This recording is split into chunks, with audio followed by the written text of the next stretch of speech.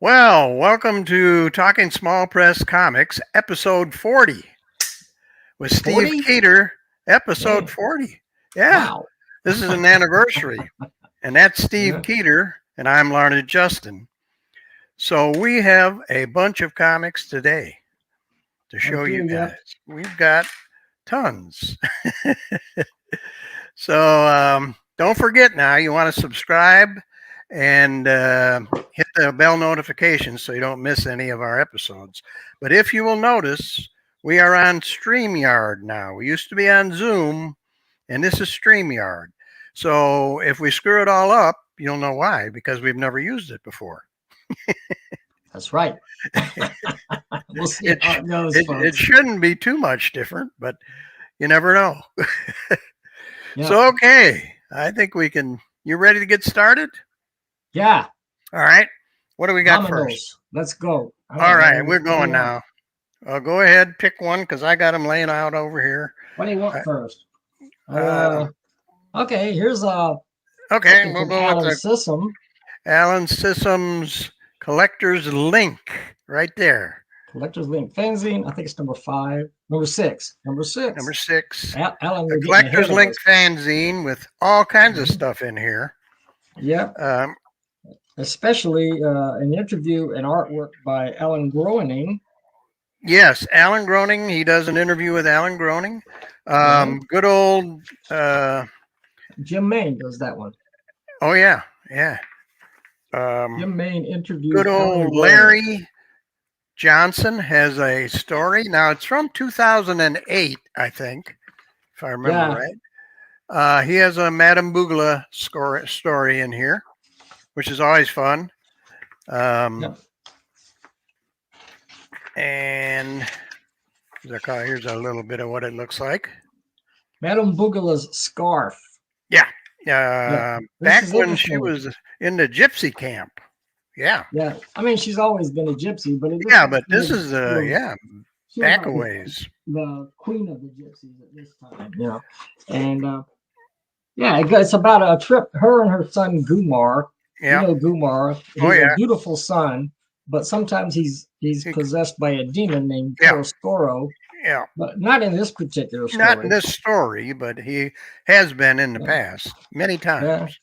Yeah. The madam and her son traveled through Hungary, and they put on a show in front of a bunch of people who throw money at them and stuff, and in Hungary, and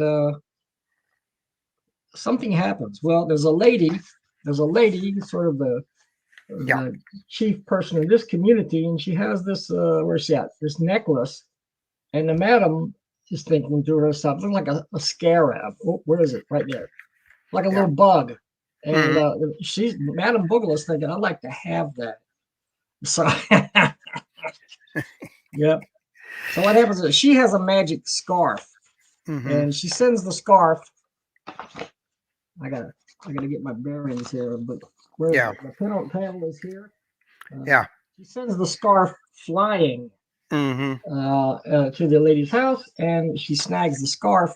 I mean, the scarf wraps around the scarab and brings it back to the madam. And there's a terrific scandal in the town, not only because of that, but because her son Bugla having a sort of a... Her son is not Bugla. Gumar, I'm sorry. Her son Gumar Bugla. Gumar finds himself attracted to the lady, the mayor or whatever she is of the town. He finds himself attracted to the daughter, and they have a little bit of a fling. Yep. Fling here. There's a fling right there. Yeah, they're flinging right here. Yeah, that's a fling. A definite fling. Yeah, and all of this all together doesn't bode well, because it ends up there's a confrontation between the village people and the gypsies, and without telling you the ending, it's anyway, great story. There's a bunch of stuff in here. Not telling you the ending. Yeah. Not only that, there's all kinds of stuff in here. Let's see what else we got. We got just I'm looking at something artwork right throughout the book. There's different kinds of artwork to look at. There's of course a great story by Verrill Holt Bond included with his realistic. In fact, I think there's actually two. This is another one. Yeah, that one follows the other one. Yeah, one leads into the other. Yeah, but they're kind of like two stories, but yeah, they do. Yeah, that's a post-apocalyptic story. And I dropped the book on the floor. So there you go. We have to test gravity sometimes because we have to be sure it's working. If not, the books will go flying up to the ceiling. We have to reach up, and that'd be a lot more difficult than if the books stay on the desk or whatever. So yeah, mine fly around because I can't hold on to them. But anyway. You got Verrill Holt's Bond, which is always excellent. There they go. And these two lovers in an apocalyptic society, after the Great War or whatever it is that destroys virtually everything. They don't end up in a planet run by apes, but they do end up in a planet that's very difficult to live with. Lots of action and adventure here. And, it's kind of sad because the one guy, his parents, they meet their maker, some really bad people out there. There's killers that are on the loose out there. It's a lawless society. Yeah. And people do whatever they have to do to survive. And someone kills the guy's parents. And of course they go after them, which is sad. But, anyway, good stuff. There's also included some Clark Dismire. Clark Dismire. Humor. So not everything is serious in here. So we get some humor in here. He reads Robert E. Howard. Well, he has his mushroom character, Mushy. Mushroom, reads Robert E. Howard. So you got this zany little mushroom character. Here he is with a hat, a Viking hat with the horns. Sword. That's if you were a mushroom, that's the mushroom version of Conan the Barbarian. Okay. Yeah. Robert E. Howard. Right there. There he is. Mushy. Nobody else does what Clark Dismire. He walks to the beat of his own drummer. Sure does. There's one there at the bottom of this page, which also has some other work by Tom Cherry. And who's this other fellow here? I can't see it. I don't know who that is, but I know Tom Cherry is right there. Tom Cherry, we know Tom Cherry. Yeah, so we got him. Yep. There's all kinds of. This is a great book. There is, in fact, for you people who don't. A lot of people I know, if there's a text fiction piece in the book, you're going to go like, that's interesting. I'll read the comics. And you don't read the text fiction piece. Yeah. Well, I'm a completist. I read everything. You read it. Now I confess, I did not read that yet. I read it. Ritual of Higher Learning by Alan System and J. Hunter Davies.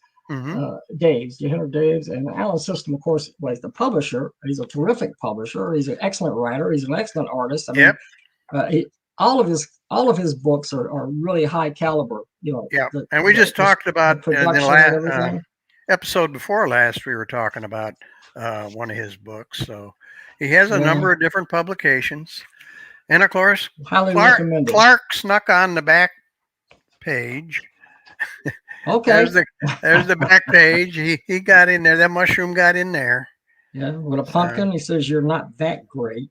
Looking at the pumpkin. Yeah. Well, the pumpkin looks a little sad because he said that. Well, because he's not the great pumpkin he thought he was. Yeah. Not the great pumpkin. Yeah. The Alan System, the text story, has to do with a group of people, and they're like college kids or whatever. They're in a class. They don't particularly care for their instructor, and they perform a ritual, a Lovecraftian type Cthulhu sort of summoning ritual. It's an interesting story where they draw a chalk, a pentagram and everything, and they summon a demon, they want the demon you know, to do something terrible to their instructor because they don't like him. They don't like what he does.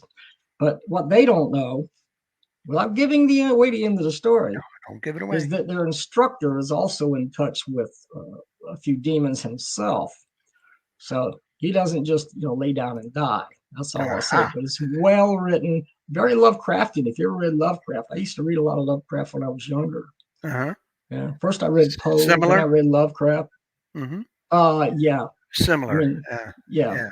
Lovecraft went further than Poe. He brought in all kinds of otherworldly, interdimensional Cthulhu, and you know, the god who lies beneath the sea, waiting for the day when he's going to come back and lead all the elder gods to destroy mankind. And we know for a fact that this is true. It's not just a legend. He's sleeping there in his house. I think it's Raleigh, beneath the ocean. Am I going too far here? You may be, because you are losing me. I got off the road in the last turn and haven't been able to get the Cthulhu mythos was a lot of stories interconnected. Different artists, different writers, wrote. Robert E. Howard was into the mythos. Lovecraft started it, and these other writers began writing their own stories in the same mythos. Gotcha. And that was the Cthulhu mythos, or Cthulhu. And anyway, it's a good story, and this is a great zine. Yeah, it is. All right, we got to move on though, because we got other stuffings here to do. See what he pulls up next. I'm getting ready. Whatever you got, I'm coming. What do you got? Oh boy, yeah. Nick Durga. I have heard of Nick Durga for years. This is the first comic I have been able to read from him. Now, the key, let me just tell you, the key to this comic, I think, being a first-time reader, is the character. He describes a little bit of each character right inside on this page here. And what I thought I would do is read that and point to the characters on the cover. What do you think? It's very helpful that he has that introduction that describes the people, the cast of characters. These characters have been around for several decades. And they have, but a lot of people aren't going to know. And if you don't know, you're going to have a hard time with the book. Well, so I would say, let me read them. Okay, Prothemus is how do you say that? Prometheus. Prometheus is an amoeba whose life is always complicated. Now, you can see the amoeba right down there with the word balloon next to it. Giant one-celled amoeba in the world among humans, your life is going to be a little bit complicated. Right. And then right here in the middle is Ninja Ant. Yep. He is a happy-go-lucky adventurer and sometimes detective. That's him right in the middle. On the left, with the word balloon above his head, saying that thing, that is Spiff, S-P-I-F, a former doctor and superhero, currently a scientist and teacher. So he was a former superhero. Superhero turns scientist turns teacher. Right. Then on the right there, we have Dawn Star, a semi-retired superhero who can control flame. How about that? Wow. I actually missed that part of it. I read through the whole thing. Didn't realize she could control flame. Now, not on the cover is the Karate Cactus. Karate Cactus. And he is a cactus. And he is a wise hero and sensei, a karate sensei, who fought evil for decades. He is also dead. Right. And I remember a decade ago when Karate Cactus was killed. Nick Durga was in the UFO, so I was getting his books on a regular basis. And that whole cast of characters and a lot of other characters that he has pop up in there. He has a whole pantheon of heroes just extraordinarily amazing and unusual characters. And the unusual characters always well and written. a very unusual story. In fact, the dead cactus plays a part in this. He's also known as a Suzie. Yeah, he's also known as a Suzie, and he is dead. But if you notice on the bottom 3 panels, there's something growing in front of his tombstone. And that is what the story is about. That seedling, as you can see there, that seedling is what this story is about. A little baby cactus begins to grow. Yeah. And the story develops from there. It's about 29 pages. Actually 27 pages of story. And then there's a couple of other beautifully written, illustrated by me. Really there's some other pieces in the back here, but so this is quite a story. You better pay attention when you read it. Hang in there, you will get it. But it's interesting. Ninja Ant is dancing with Dawn there. Yeah, so, that's what ants do. That has to happen in the story. It has to be a dance between an always. Ant and I know all the ants that are in my yard always want to dance with me, and I always tell them, isn't that something? I know. I don't have time to dance with you. You know, you have to watch out for them. Some of them will bite you. Yeah, it's a trick. They draw you in and then they bite you, and it really hurts. Especially here in Florida, we have these fire ants. Oh, fire ants! We have fire ants down here. You don't have these up north, right? But these are big, like red ants, and they bite you in mass. Like I was standing at a bus stop. For a while, I didn't have a car. I was standing at a bus stop. I'm standing there, and I wasn't looking down. And apparently, I had stepped on a fire ant mound. All of a sudden, my foot was literally on fire. I mean, I looked down. All these ants were. It hurt like the devil. And, no wonder you're dancing. Oh man! And then it itches for like 2 days afterwards. It's like, oh my gosh! But that's not in this. That has nothing to do with this. This is Ninja Ant is not like that. No, not like that at all. But anyway, I don't know how long has Nick Durga been doing comics, because this is number 32. Maybe I don't know, since the early, maybe since I guess definitely since the 1980s. I'm not sure about before that, but that's I've known him for. And he's from New Zealand, by the way. So I'm gonna have his info in the description below. Well, he lived in New Zealand. He didn't. I think he moved over. He moved to New Zealand, and he mails his comics from there, which is very interesting. Now this is $7.50 for a 27 page story plus a couple extra pages, all the way from New Zealand. And this is cool. I mean, you have this little. Okay, I can't see. I have a hard time. I got to get used to this. Watch your mic. Get by the mic. There's the little. There you go. Yeah, I'm not used to this. Working out. Where's it at? Right there. I'm going to go in the opposite direction, but there's the little cactus. It's little starting cactus. To grow. If you see the cover, Ninja Ant adopts the baby cactus, and on the cover it says, "It's my son." What is that? Yeah, what is that thing? It's my son. And the little cactus guy, when he grows up to be a little more spectacular, it gets a little scary. Yeah, a little scary. Like big. Look how big he is. Just destroy an entire building. But but yet he remains lovable. Yeah, this is important. I always like lovable monsters that attack you. Yeah. Great book. And Ninja Ant. And we're not the only ones that think that Nick's work is very special.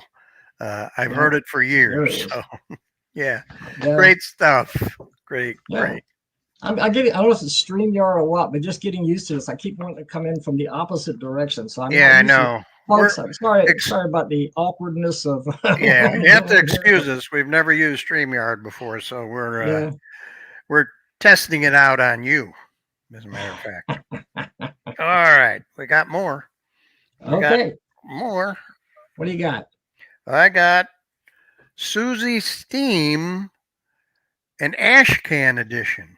Ash can Now, edition. I've heard the term ash can edition many times and seen, but I'm not sure exactly what it means. What does the ash can edition mean? Do you know?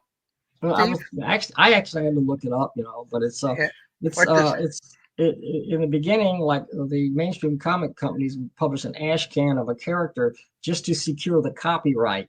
You publish a comic just to make sure the character was copyrighted, but they weren't ready to premiere the character yet. So they had the copyright. A little different. Yeah. Yeah. And in small press comics, an ash can appears to be similar. It's a way to introduce the characters before you get into the actual series of comics. But Suzie Steam we've talked about Suzie Steam many times before. Mm-hmm. So this is a little different. But anyway, it is. Right. But I don't think she's had her own title before. Oh, maybe not. Maybe not. And these are a couple of reprint stories from Shane Luttrell.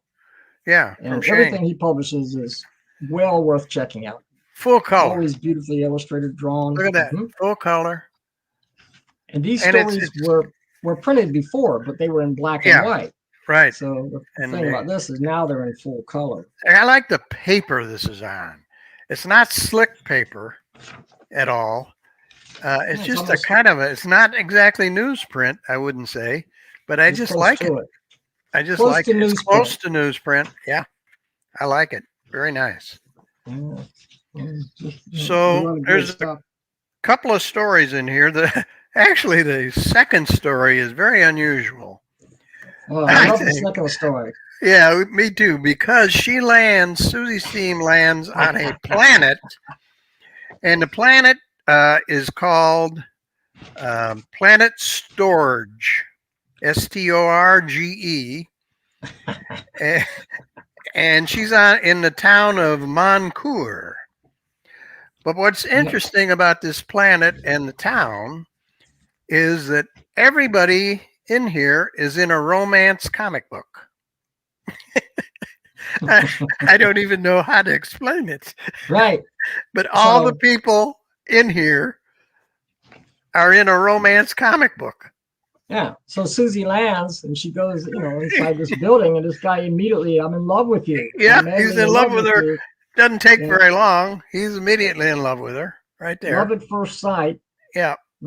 And then someone else. And then the rival is there. Has the same idea. Yeah. And he ain't going for it. So he knocks this guy's toupee off. Oh my gosh. You got to get this. I'm trying to see if the guy says, baby, I can see why you jilted that milksop. Now you belong to me. This is $4. I think you got to get it to see this story. I really do. $4. All in color. Your ship just came in. It's no wonder you think it's too good to be true. Now come here and give me a kiss. And these guys, they all end up fighting over her. Oh, yeah. Yeah. There they go. Big fight. All kinds of stuff. She just walks off. She had something to accomplish. There was something she needed to find on that planet. She does. And she had a job. She went there because somebody asked her to pick something up. There was a reason she went to the planet, but I don't think she expected an entire planet full of romance comic book people. I know I wouldn't. Did Shane draw both of these stories? I think he actually illustrated these. Well, it says created by Shane. I think he wrote and illustrated these. Yeah, I think he drew them. I think he did. Yeah. He's a terrific artist. Yeah, because I see his name way down in the corner on the first page here. A lot of nice stuff. A lot of nice artwork here. Yeah, very good. So well worth it. $4. That's cool. A wraparound front cover. Yeah, it is. Could show the whole thing. That's her dog. That's Sarge. That's how the whole thing looks. Yeah. Look at that. Sarge is her pet. Did somebody else do the cover? No, Shane did. In 2003. Yeah, he signed it. 2023, brand new. Yeah. Excellent work, Shane. Excellent work. Real nice. Glad to see this in color. Yeah. It's definitely worth it. you know. Oh, absolutely. Yeah, this is a cool little comic. Got other things in it too. It's got some written articles and things, but and the other thing is Shane's daughter is coming along, and here's some artwork that she is starting. Oh yeah, yeah. And Right. her does it say her age? I forgot. No. Oh, 5. She's 5 years 5 years old, old. and she's working. He's got her working. Uh, I don't know if he's paying her anything. He should Right. be, but her stuff is in here. Right. So Little anyway, somebody here with a goldfish bowl around their head and yeah. antennas is fighting Well, a slimy monster. see, that's a space helmet. Yeah, It's space not a helmet. goldfish bowl. That's a space helmet. I couldn't think of the word space helmet for a second. Oh, Goldfish okay. bowl was as close as I could come. Yeah. So And yeah, here's a bunch of stuff coming from Shane on that's the back. nice. On the back, coming soon. So great little publication. I liked it a lot. Boink. Yeah, definitely. Yeah. And, he did send ordering information. 60 Yeah. Now pages. I'll have that in the description down below when we. Okay, I got it on my wall, stuck on a sticky note in front of me here. So Or you can go over to Steve's house and look at it. yeah, you can come over here. Yeah. Plus your plane ticket and everything. Or you can Yeah. send Go down to $5. Florida. You go down to Florida and you look at it on Steve's wall. Or I can put it in the description. Whatever you want to do. I can wait. We're both going to be at the space convention. I can bring my copy then. You can look at it. Yeah. We're going to be at space in June. Right. Exactly. Okay. All right. If you saw our last video, you should have all the information about that you need so far. Right. All right. What do we got next? Which one are you doing? We got 2 left. You got two of these. Yeah, we may have more. 2 of those. Okay. Well, let's go with Yeet. Yeet. Yes. Ooh. Yeet. Tales of Yeet from Mike Jones, and Shane Luttrell has a big presence in this issue as well. Yep. With the stories that he wrote, but he didn't necessarily illustrate. But I have to show you the first story in here. This artist, I don't know. I've never seen him before. Mm-hmm. Take a look at Danielle artwork. Don Byrnes. It's a difficult. I guess it's a difficult name to say. It is Don Byrnes Spacani. That's what I would say. Danielle Dan Byrnes Spacani. Spacani.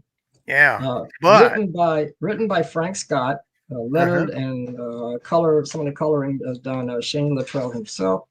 But just show them that artwork. Look at that artwork. I mean, that's unbelievable. Professional. That is professional. I mean, there's no other word for it. Utterly professional. It may be in a small press comic, but that's professional artwork. It is very well done. Very, very well done. Yeah, and this is a story that's kind of is inspired by early Marvel comics from the late 50s and early 60s, the early monster stories, and the Fantastic Four, the evil Gugoth from the planet G. He even looks kind of like the Thing, from the Fantastic Four. Yeah. I got 4 fingers and orange skin and the whole bit, but he's totally different. He's not here to help the Earth. He's here to destroy the Earth. Yeah. And I got to say something too. This artwork is so beautiful. Oh, so good. Look at that. But I mean, it's just beautiful. And look at the way he draws Suzie Steen. Well, I got to say something here. I just recently became single again, and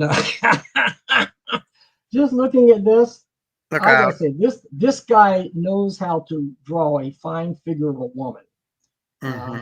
That's absolute beauty. And no, I'm not gonna go there. But not go there. Somewhere back there. But I'll tell you, this guy draws beautiful women. But everything he draws is beautiful. Yeah, look at this. But he has the anatomy and everything down perfect. Perfect. Yep. Perfect. Yeah. And we got this one has a Space Cowboy is the name of that? Yeah. Captain Cowboy. and his sidekick, the Latigo kid. Latigo. Yeah, I thought Latigo. I like that. But in the first panel, I guess it's a little typo. They call him Latino. Latino lad. That's the only place that appears. That's just a little mistake. Yeah. His name is Latigo. No, he's not Latino. That is Latigo. Not Latino. And and this is it because he's a space cowboy. He's like a cowboy, but he rides on a space scooter of sorts. Latigo is the other guy. I mean, Latigo is the guy kneeling down here. That's the young guy. The cowboy. Who's the cowboy? Is there a name for him? Did you say? Space cowboy? Captain Cowboy. Captain Cowboy. Captain Cowboy, but he is in fact a space cowboy. Yeah. And Latigo lad also becomes enamored. He notices how beautiful Suzie Steam is. Suzie Steam, yeah. And he makes an absolute fool out of himself talking to her, but she's a lot more mature than that, and she kind of sets him straight, But that's the funny thing about it is these are actual characters. I mean, you feel like these are real people. You say something stupid, and then you say something, and then you feel like, oh well, I just made a jerk out of myself and everything. And she takes it all in stride. You can see her right here taking it all in stride. Not up there, here. Yeah. Yeah. Here's the action. And she's an interesting character. If you like action, look at that. There's the action. Man. This guy is as good as anybody. This is one of the finest, truly one of the finest small press artists. I just don't, he just doesn't get any better than this. No, really good, really good stuff. Yeah. And the story's great. Like I say, it reads like an old Marvel comic, in some ways. But now, with Yeet, you turn it over and you start from the other end. Now look at this. This is the same artist, but his style changes a little bit. If you'll notice, it's the same artist, but his style for this particular story changes a little bit. I like that. Pretty neat. Yeah, that's the cute sort of a kid's story. It's and the same writer, Frank Scott, same letterer, Shane Luttrell. But a little different style. Very good. Very little good. Kid's birthday, and he receives a nice pet for his birthday. Unexpectedly, he was like bemoaning getting older. Bemoaning getting older because he's 7, and he doesn't. He's starting to not believe in things that he believed in before. But his birthday, turns out okay anyway. And he gets to enjoy it. Well, here he is, his 8th birthday, it looks like here. Yeah. 8 has an 8 there on the cake. Yeah. And what more could you ask for? You get a cool chameleon for your birthday, and it says there's cake and melted ice cream. All right. Yep. There's also a strange story in here. Now we go from that to this is by Jason Moning art, and the story as told to Frederick Davis. This is Soda Jerk. Soda Jerk. This guy, he's absolute soda addict. You see that is the face of an addict right there, folks. Right there. That's what an addict. He's got to have soda. Yeah. And he decides to give up soda, and that lasts for. He says, the hours without soda became days. The days became weeks. The weeks became months, or so it seemed. But then he says, "Man, it's only been 20 minutes. I can't do it. I need a soda." And once he has his soda, he's contented. You can see once he gets it, he's in good shape. Demented, contented, and there you go. That's what soda does for you, folks, right there. That's why I drink it. Here's something cool too. All decked out. This is a deck of cards. All decked out. Joe Corrales. You can see his characters over by this finger over here, up here. Right. And Zielinski and here's Wonder Kitty. everybody has a card. I don't think. Where are we at? Let me see if There's there's the any. Improbable Girl. Yeah. And the Wonder Kitty, which is our two main characters from that we've been discussing in Joe's comics over the last couple There's of a episodes. bunch of other characters in here also. Sir Percival. But Joe's are down here, yeah, down here. Then these here, I can't read this. Let me see. Suzie's theme. Oh, here we go. Suzie's theme, Captain Cowboy, Gulath, Latino Lad. Now it's Latino Lad, okay? Sarge and Dangerous. These are all the... Sarge is a doggy. Yeah. Sarge is a Suzie dog. Steam's doggy. He's like a German Shepherd doggy. He jumps in and saves the day in more than one adventure. You see him wearing a space helmet at times too. But now we're closest friend. This we thought he was Latigo, but in this it says it's Latino again. So I'm not sure. I think it's supposed to be Shane, you want to clear that up for us? It is Latigo, Shane will have right? to clear. Shane will have to get in here and tell us what the heck we're doing. Shane did the lettering, so yeah, Shane should know. He should. What's the scoop, Shane? Yeah, Latigo or Latino? Which one is it, or is it both? Yeah. And if it's Latigo, what does Latigo mean? Nothing. I thought it was just a name. But Latino means something, but Latigo I know of. Maybe we don't know though. we don't know everything. Almost, but not everything. We know a lot. And there were a couple. We know a lot. There's accumulated wisdom over the decades and over the decades of reading comics and having your brain essentially turn into mush. Right. Exactly. So we try to pull it all together when we can, especially for the show. There's the back cover. Who do that? Oh, that's Rue Wants You. Yeah. Who do that? Bill Boston. Carter. I know Bill Carter drew something. I think this guy did Bill Carter. Oh, that's nice. It's an inside cover. I don't know. We probably can't find who drew it. I don't know. I think it's Daniel Spazzani again. It looks like it could be Daniel Spazzani again. I'm looking. There's a signature D. It looks like DAN. So it must be. I think it's probably Daniel Danbrenas Spazzani. Good stuff. I think that's who did the cover. Yeah. Both covers. Well, then he did them both. Yeah. Yeah. So, never can go wrong with Yeet. And the and here's the pinup. The pinup on the inside front, I believe, is done by. Is that one done by Shane? Maybe Shane did this one.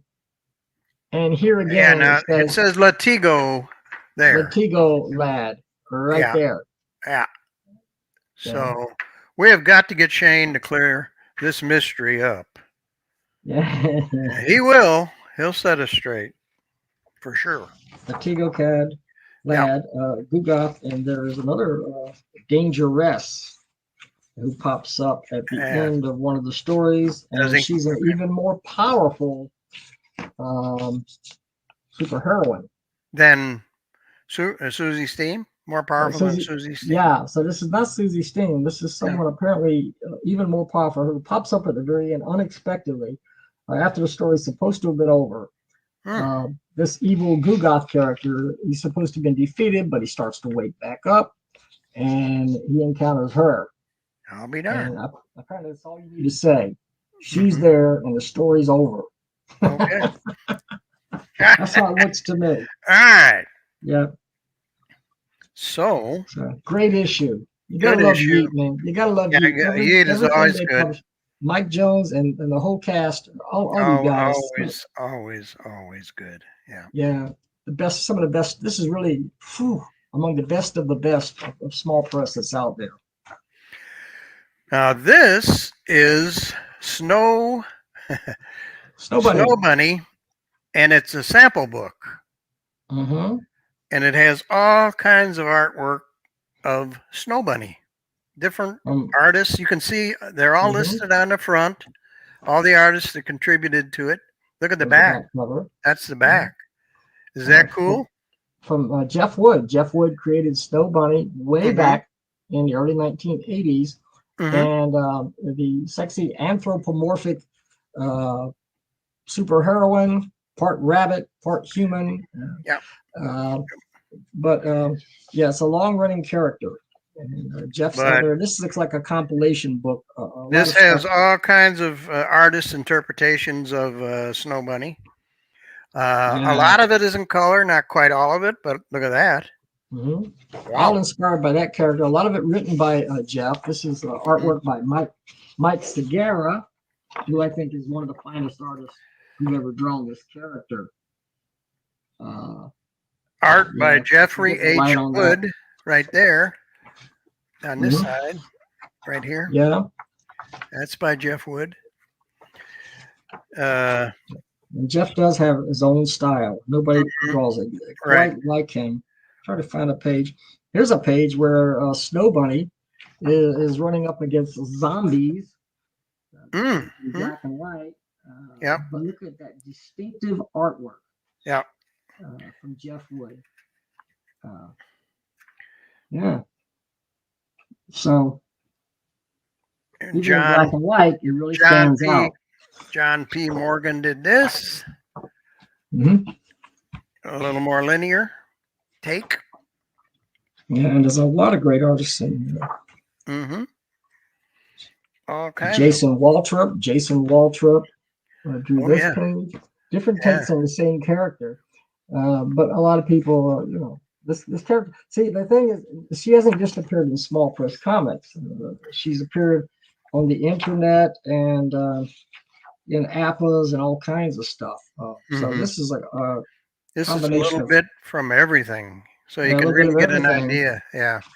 This costs this is right on the cover, $9. And let me see if I got a page count for you. Oh yeah, 45 pages. 45 pages of Snow Bunny for $9. And a lot of it in full color. Oh yeah. Jason Waltrip drew this one. Look at that. Yeah. Very cool. Really nice. They're in a graveyard coming up against zombies. And this one, zombies seem to be a recurring theme. Zombies are everywhere. Yeah. Zombies are everywhere. They're everywhere. It's like you just can't keep a zombie down. That's for darn sure. And that's what they're all about. They can't be kept down. No. So. Anyway, and she has a sister. Very cool.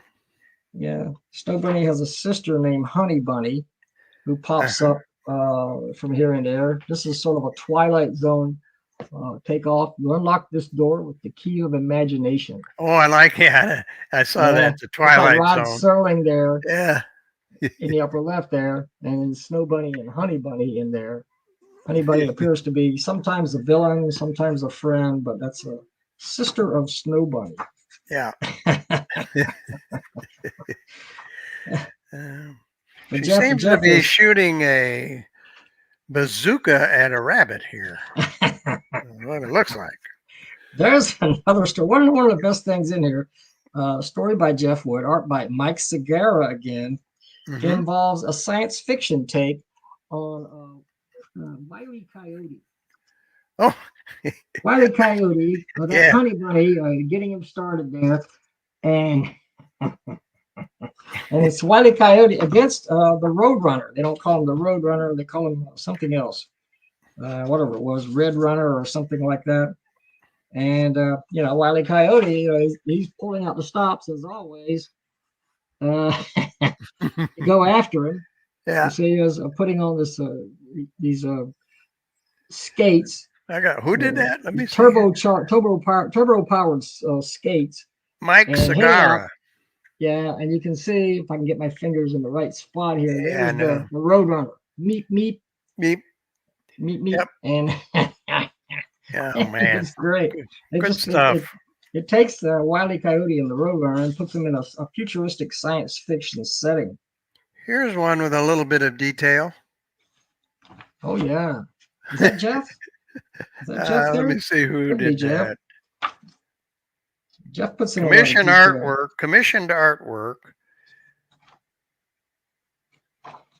Down at the bottom there. Sean Howell. Okay. Sean Howell. Everyone, all of the artists are true to Jeff's vision of Snow Bunny. So it's amazing. Oh yeah. It's so many different artists, and there's a whole list of them.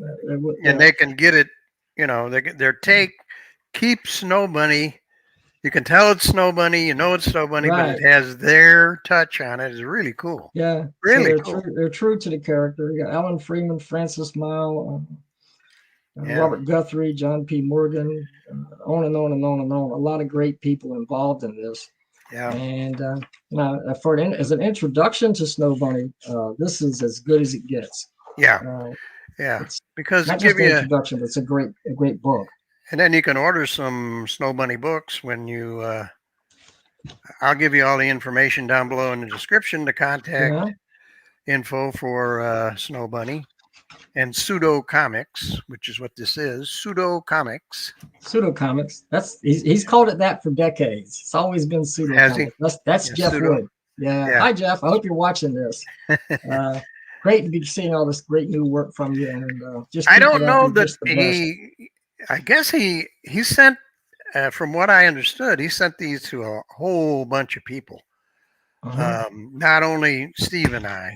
So I don't even know if he knows we do this. But anyway, hopefully he does. Now, Jeff knows. He knows about the show. Okay. I'm going to remind him, Jeff, you got to watch the show because we're talking about you behind your back. If you don't watch, you won't know what we said. Yeah. And you will not be able to sue us. That's right. And we'll deny it anyway, even if it's on video. We didn't do it. It was overdubbed. Wasn't us. No. Do that. No. Last episode we talked to Bob Corby, and we showed you a lot of his comics. But Steve wanted to go over Comics Cheese. This is the cheese. Number 30. Yeah, this came out in everyone has a theme. Yeah. One of them was Hope, and I forget what the other one was. This was 2022's version. But I did want to say, we mentioned Bob. We showed a little bit of what he had to say, and I just want to say a little bit more about it because he sent us a lot of stuff. And I'm not able to work. We're not able to work everything into every video. No. But this being one of his more recent efforts, it would be a rather representative of what he does. And did he do the cover? Who did the cover? I don't know, but this is you mail in. I think Bob did that cover. You mailed it in and he compiles it. You send him this artwork for here with the theme cheese, any artwork that has that theme, and he puts it in a book. And he got some really wild responses. Stuff that's in here. Some crazy stuff. Sorry, Brian Konini, go ahead. I was going to say the one for this year, the theme is coffee. And I've already sent mine in. I sent mine in. So I'm going to be in the next Well, darn, I should send something in too. Yeah, April 1st is the deadline. If you want to send something, if you want to send something into you can't be serious. April 1st is April Fool's Day. He's kidding. No, he's not kidding. That is the deadline. And if you don't send something in, you're the April Fool. Okay. I was born in April. My birthday's April 20th. And you guys remember, send me gifts. My birthday's April 20th. Yeah, make sure you send Steve some kind of garbage. April 20th, I'll be 67 years old. Gosh, holy cow. Yeah. If I didn't dye the mustache, you'd think I was 68. Yeah, I know. or 66 with the dyed mustache. Yeah. Oh, I was young. I'm thinking I was 66. Those were the good old days. I was thinking 66 when I saw that mustache. Anyway, here's a story in the front of this one by Brian Konini, who does a lot of great stuff. Here's a guy, he's kind of depressed, and he's got a cheese ball right there. I'm starting to get better at locating where things are with my finger. Cheese ball. And it's just sitting there in his room. And over a period of time, it starts to smell bad. Meanwhile, this guy's always depressed. Cheese balls will. Yeah, he's depressed because his girlfriend ran away with his roommate. his roommate came by when he wasn't there and cleared out the room. All his furniture is gone. So he's sitting there, and for days he goes to work and he comes back home, and every time he comes home, that cheese ball is a little more deteriorated, and it begins developing a personality. It starts to come to life. Yeah. Yeah. And it begins instilling him with dreams and things and controlling him and telling him what to do. The landlord enters the apartment complaining of the smell. So he comes in. By this time, the cheese ball is all black and it's taken over the entire room. And there's the landlord. That's what happens to the landlord right there. So, and this story is clearly based on a true story, I think. I'm pretty sure. Oh, if you've ever had a cheese ball in your room for 6 weeks, you know. If you leave it in there, it's 36 days. By 36 days, it's taken over everything. Take over your whole room. Yeah. After all they always do that. They do that. The cheese balls do that. This is $7.95, by the way, from Bob Corby. $7.95. You can still get this. So. There's lots of other cool stuff in here. Yeah, it's Matt Levin. I think we mentioned Matt Levin in our video. Blues stories. Kel Crum. Oh, Kel Crum are one of my favorites. Yeah. Yeah, his character. What's his name? Well, it's Cornelia and Thigh-Bone Jones. Yes, Cornelia is the girl. And Thigh-Bone Jones is the blues artist, yes. And he writes a blues song about cheese. Let me see if I can do it. Yeah, see if you can sing that. Woke up one morning, got my cheese on my mind. Put some cheese on my omelet, that processed squirtle kind. I prefer sharp cheddar, but Velveeta's all I could find. And then he can't think of anything. What rhymes with lactose intolerant? He's looking for a word. And he is talking to... that ended his career. Couldn't come up with that word. Yeah, but so there's a lot more stuff. You know, we showed you a work by Bob himself in here. Yep, Bob. There's some Bob work right there at the back. Right there, that bunny, that's Bob's. And this I was going to point out, it's 112 pages, by the way. Right. 112. Massive issue. This is Bob. Look at this. That's Bob's. Yep. Grilled cheese. A story about making grilled cheese and how everybody wants to eat. He makes the grilled cheese and he brings it out, and other people come in and they see this and smell this grilled cheese and they want to eat it. Yep. So the person who actually made the grilled cheese is continually frustrated because everyone else is eating it and not the person who made it, you see. And this is what happens in life. Yes. You know? Well, yeah. You know, too nice. Come to think of it, Bob probably is the guy that comes up with the theme for these, you know. Yeah. So he's got a head start on everybody else. Yeah. Because he already thought of the theme. He's already got something in his mind that he's going to draw for this. Very clever. And you got to come up with something, but he's already done it. Very clever. Very clever. Page 63 to 63. There's another nice artist, Carlos Rivera and Craig Latchall.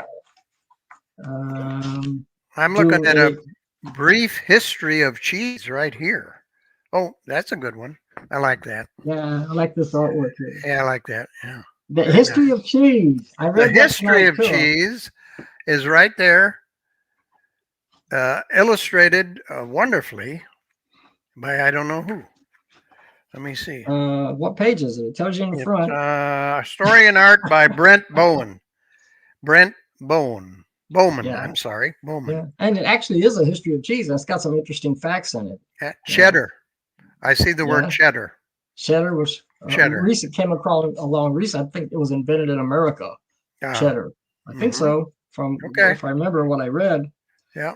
And there's only one story in this entire book that has nothing to do with cheese. Did you know that? How did that get in there?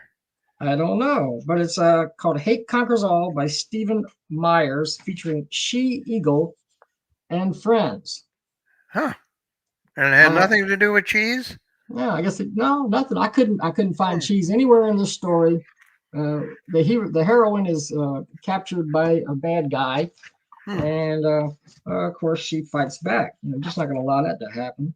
And we got my friend Dale Martin here with Watusi the talking dog. Yeah, bad joke funnies, Watusi and pals. And this is about cheese. And Dale never runs out of ideas. Oh, Dale is, yep, he's always got something going on. Yep. I did not, I was hoping he'd go to space this year, but I haven't seen his name on there. Yeah, Dale, you should go. Yeah. We're going to be there. Yeah, you should, Dale. Yeah, you ought to go. Yeah. Yep. So, yeah. So, I think that's about it for now. We have done it, haven't we? Yeah. Yeah. Until the next time. Yeah. And all right, this works out. StreamYard. This is something new for us. Yeah, so you're going to see shortly what this looks like. We have to put it on YouTube, and then it will be it will be there for you to view. So we'll say so long for now, and we'll see you in the next episode, which will be episode 41, because this is episode 40. Logically, the next one would be 41.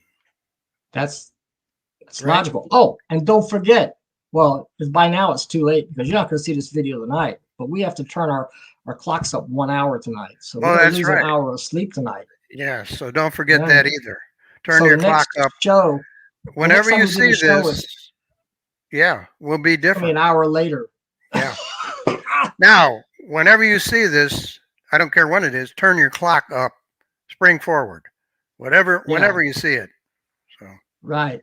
So if it automatically turned itself up, because digital and everything, clocks automatically reset themselves for daylight savings time. Well, your phone. That's okay. Yeah, if you set it, your phone, maybe your computer. But if that happens, go ahead and set it another hour up anyway.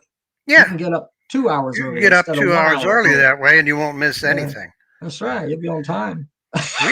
I'm telling you, we got some great advice. We really do. If you're not watching this show, you are really missing out. I can tell you that. Yeah. Well, let's get out of here before they shoot us or something. I don't think there probably won't be a show next weekend. It's because we don't really have anything new, do we? No, not yet. But but the thing is, I'm going to be out of this house for 4 days. I'll be staying at a hotel next weekend because they're remodeling the bathroom here. Oh, I'll be darned. Here spent mega bucks to remodel the bathroom and kicked us all out for 4 days. Oh my gosh! All right, I'll be back next. I'll pop in. I'll have my laptop. So we'll do your next show from the new bathroom. Right. Well, yeah. Okay. Should be awesome. Yeah. All right. We'll see you next time. Adios.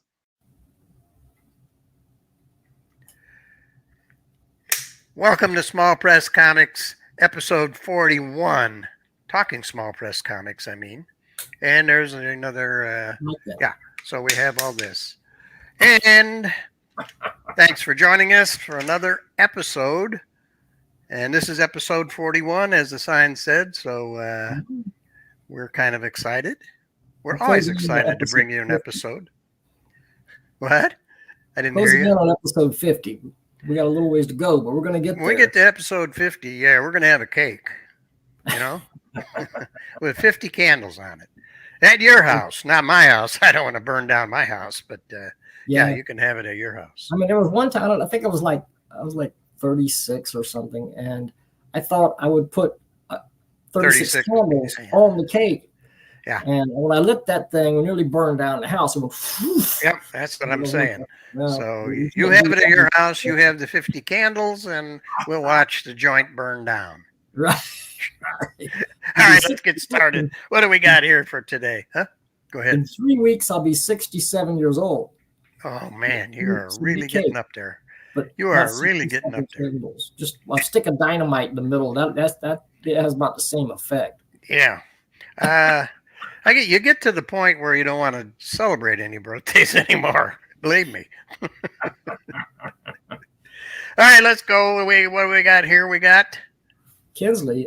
This is Kinsley and the Monster. Kinsley and the Monster. And that is from It's from Kinsley Luttrell. Well, yeah, but that would Luttrell, be Shane yeah, Luttrell's Shane Luttrell, his granddaughter, and she is a budding cartoonist. Yeah, and look at this. Do you see this picture of her? Oh, yeah. What a pretty picture. Yeah. What is that? It's not a photograph, is it? It's I don't know what it is, but it's writer artist. She's the writer and the artist, and she's five years old. I don't think I was drawing comics at 5 years old. I really don't. But my grandpa wasn't Shane Luttrell either. Yeah. But here's the story in here. In the Family, Story and Art by Kinsley Luttrell, age 5. So, and there she goes. Yep, it's already she has some color. It's a color and very nicely done. Excellent word balloons. I think she might have had some help with the word balloons. What do you think? I think so, probably. Yep. Yeah. And the thing is, she says it's a story. Kinsley and the monster. She says there's no monster in the story. No, there's no monster in here. I read that. The monster is based on her little sister Rebecca. Yeah. And her big sister Reina. Reina means queen in Espanol, folks, just in case you don't know. But the monster is her little sister. But she says this in a fond and happy way. It's not, she's a fun monster. She's a good monster. She's a happy monster. Yeah. Always like a good monster. That's right. And, yep. And there's a back cover. Yeah. Signed by Kinsley. And her sister Reina comes in here. She says there's her sister, so that would be Reina right there. There, yeah. Okay. So this is really cool. I was making comics when I was 5 years old too, but were you? This Not this good. I bet they weren't this good. This is pretty good. Yeah. So there you go. Nice production on this, thanks to Shane, of course. Yeah. And it's very funny. At the end, she says, "Did you like the story?" And you need to tell her that you did. We did like the story. It was very cute and very funny. You can tell her, write her a little note. I'll have information down below on how to contact Shane. Write her a little note. Tell her what a great job she did. I don't know if this is available to everyone or not, but I don't know either, but it might be. And she may have sold out by now. Who knows? Yeah. They may all gone. Yeah. All right, what do we enjoyed this. It was a nice surprise. And thanks it was neat. Sending this along. Really appreciate that. Yeah. What do you got next? We have an apozine here. Oh, yeah. Our good friend. Whoops, let me put it over here so I don't cover up the mic. Our good friend Leach. Yeah. Alpha Tunes for Alpha Omega. That's a Christian APA, Christian Comics APA that's been around since I think at least the 1980s. A lot of great talents have been involved in it. I know Steve Shipley has been and probably still is a member of that one. And this particular and it's kind of unusual because it's actually photographs of his family doing things. And I couldn't find is his picture in here anywhere? I think he is. I think maybe right there. I used to know what he looked like, but it looks like he's. Is it him right there? Yeah, with the beard. With the beard, that's what I think too. I believe that's Ken right there with the beard. Yeah, I think so too. But that's the only picture in here of him that I could find. But anyway, there's all kinds of, he tells you all about what his family's doing and things like that. And then there's some cartoons. You look at the cover, and this is actually his granddaughter. Yeah, yeah. And by the way, she's an artist too. What's her name? Medina or something like that. Oh, I don't know. I was, we have Ken Toons in here also. It tells you there somewhere. By golly, I forgot. But anyway, what they were doing when the pictures tell the story, they were, doing a remodeling thing. They were tearing up the floor in the house and putting in a new flooring. Right. Now, while they're doing that, At first, they put down like plywood, and his granddaughter. He's drew on plywood. Yeah, she drew and painted on the entire plant. It looks beautiful. I mean, they could have just left it like that. Yeah. But and here's but they had to cover it up. You know? Yeah, they did. But here's a picture. If I could get this right. I think they put some wood flooring in there. Meadow. Her name is Meadow. Wrong. I just found it. I was trying to show this. Meadow took advantage her working on the floor. There. Yeah. Boy, I couldn't get it up. And so one day, 100 years from now, when somebody pulls up the wooden floor. Well, it's probably vinyl flooring. Yeah. It's nice, like hardwood surface there. One day, if anybody ever takes that, they're going to find this wonderful, wonderful work of art, and it really is nice. Yeah, yeah. I mean, it really is beautiful. So kind of neat. But it's hidden. It's hidden underneath the floor. Yeah. Now Meadow has a couple of cartoons in here somewhere. The Meadow Zone. The Meadow Zone is right here. Right. Well, it says MDL somewhere over here. She drew this one. Oh, yeah. Okay. One thing that helped me to figure out where Ken Leach was in the drawings was she drew him with this beard. Yeah. Right, with the beard and everything. Yeah, so that's how we figure. We saw the photo. We figure he had a beard. And I saw the guy with the beard, and that's Ken. Mm-hmm. So there's drawings by her. There's drawings by Ken. They call Ken him Tunes. Their word for grandfather in this particular family is Geeps. Happy Valentine's Day. So we know roughly when this was done. Yeah. Mm-hmm. Yeah. There's more about Meadow's birthday present for Grandma was an acrylic painting of a flower plus a real bouquet. Let's see if I can show that. It's kind of a tiny picture, but right there. Yeah, this was on the birthday page. He's a painter. And again, as with Shane Luttrell's granddaughter, we have talent that runs in the family. Mm-hmm. And this is nice. And it's nice to see families get involved and influencing each other. Family stuff right here. Yeah. When I was a kid, I kind of nobody understood because this was the late 50s and the early 60s. When I was a kid, my parents didn't really understand the fascination with drawing comics and this and that and everything. And, well, it was a long time ago. Yeah. It's before the Marvel movies started making millions of dollars and people says, oh, well, comics are pretty cool. Here's a comics page that's in there. There's a picture by Steve Ditko there. Yeah. And then there's more, some comics. Yeah, they're showing some of the comics that they received. Now, Ken is working on a special King Kong issue. Right. It's probably going to be the next one, but where are we at? Well, that's a picture from one of Jim Main's zines. Yeah. This is King Kong, he calls it Conquest because he's talking about it, but it's coming up. Mm-hmm. Yeah, so it's coming up. He's asking for contributions for people who want to send in pillows of King Kong. Yeah. Inspired by King Kong for an upcoming special issue. There you go. So folks, if you're a cartoonist, might be something you want to get involved in. Yeah. Oh, and here's some artwork associated that somebody else has sent in. I don't know. That's John Lambert. Is that John Lambert? Okay. John Lambert. He tells you on the page just before that. He did. Okay. Looks like. Look at that. It looks like painted white on a black background. Looks like white. Something. John Lambert is a terrific artist, and it's always a pleasure to see his work. Mm-hmm. And then it has mailing comments in there in the back, so it's a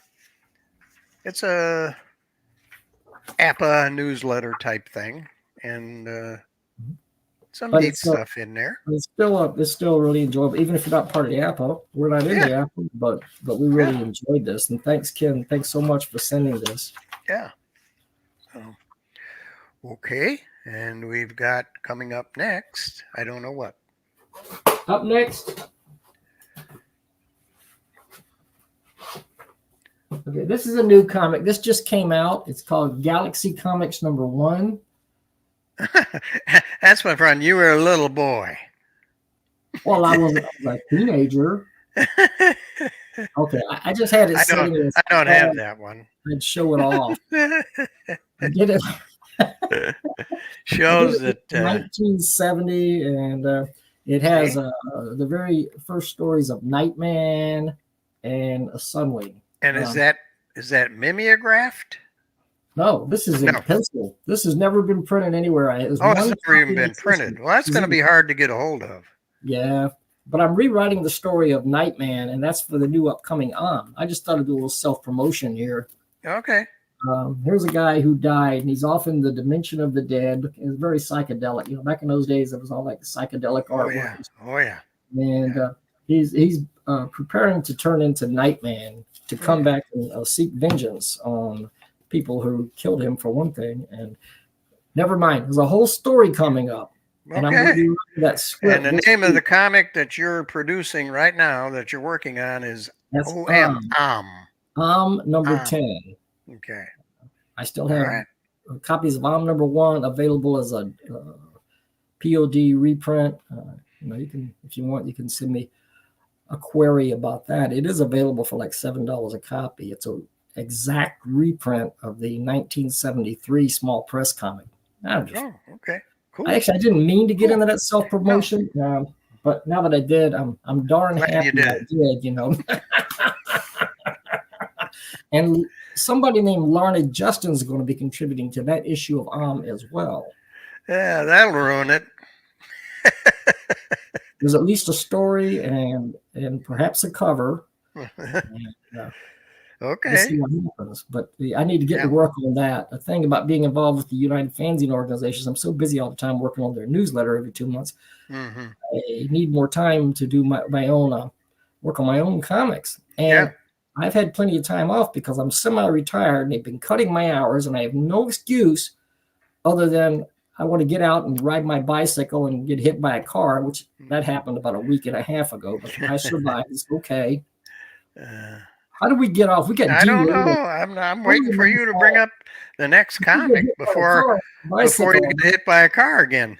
I did. I was on my bicycle, and somebody ran a red light, and they hit the bicycle. But at the last split second, I jumped off the bike, went rolling down the street, and got skint up a little bit, but I survived. And the reason I survived was because I wanted to make this show. That's right. We don't let anything stop us. Nothing. Like getting hit by a car.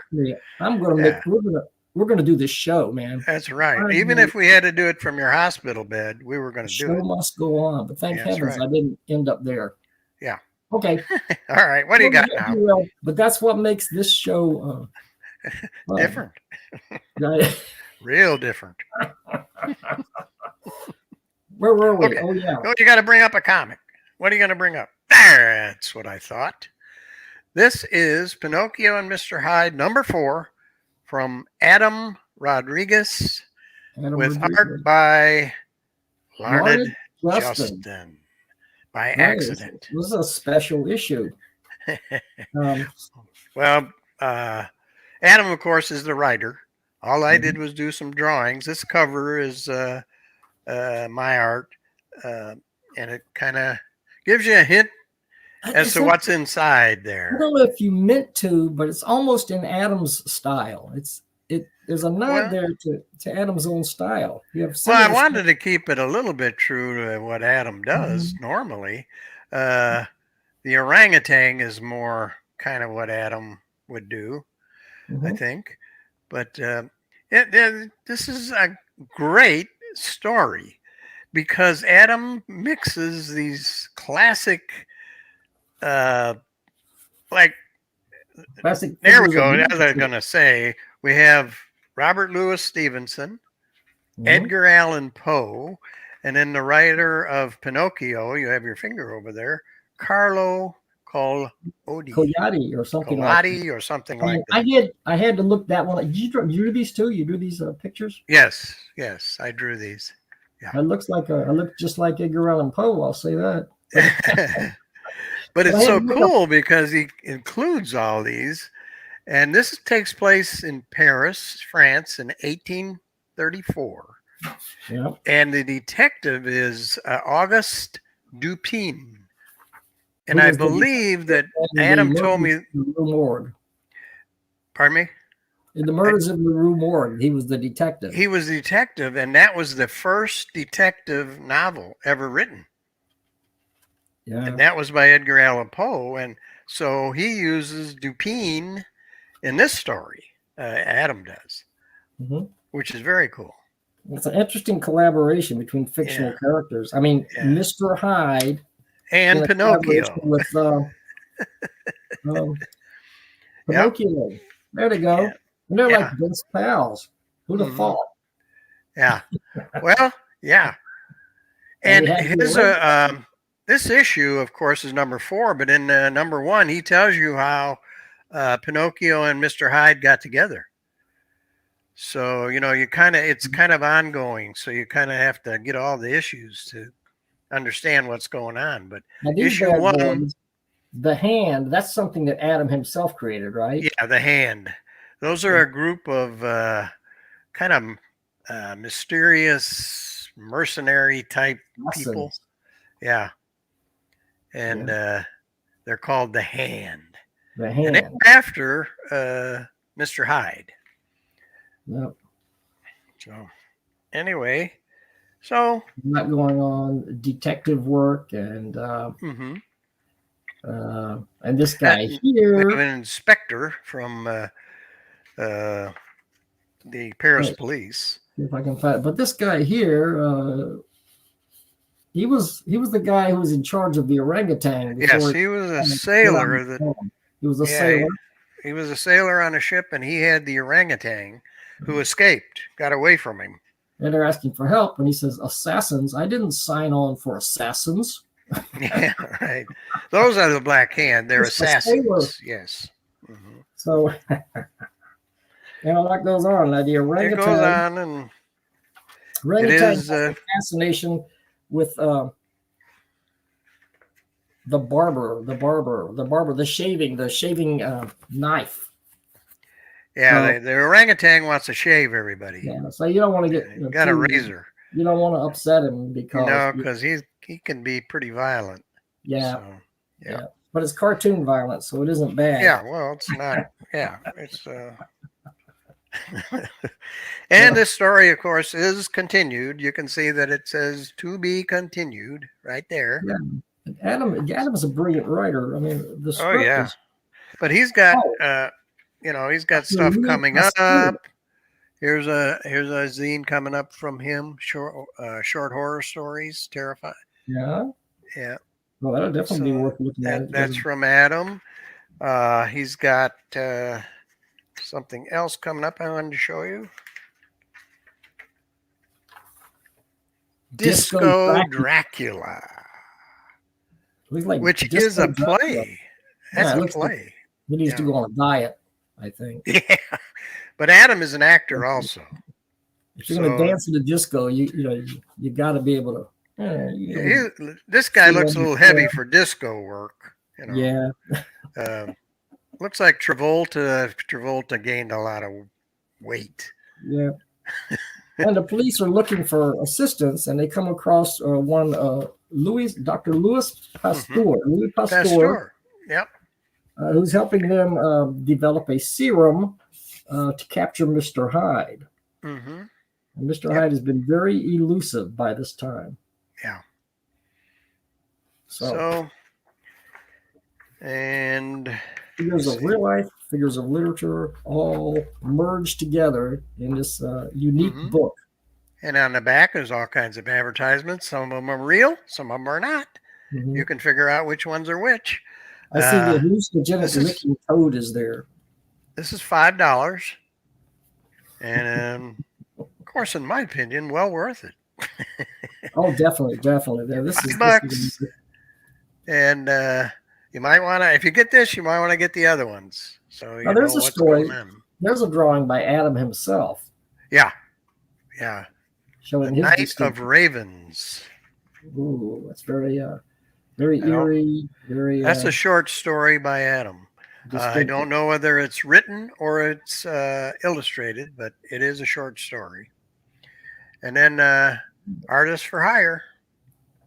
He will do commission work. So, and I know he's done some commission paintings. He also paints. He says, just wait till you see stuff in full color. Yeah, he paints. Very cool. Watercolor, mostly. Okay. But, and then I know he's done a commissioned watercolor or two. And then he vowed to do 100 paintings in a year. If you look at his channel, and I'll put this information down below, he vowed he would do 100 paintings in a year this year. Wow. I think he's done like 3. That's one painting every 3 days. Yeah, I think he's done like 3. But he'll probably do it. He'll probably do it. On the inside back cover, well, just before the inside back cover, my finger's in the way. The editor says stuff, and he mentions our show. So Adam, thanks for mentioning the show. Yeah. He says, Larned has this really great YouTube show called Talking Small Press Comics, blah, blah, blah.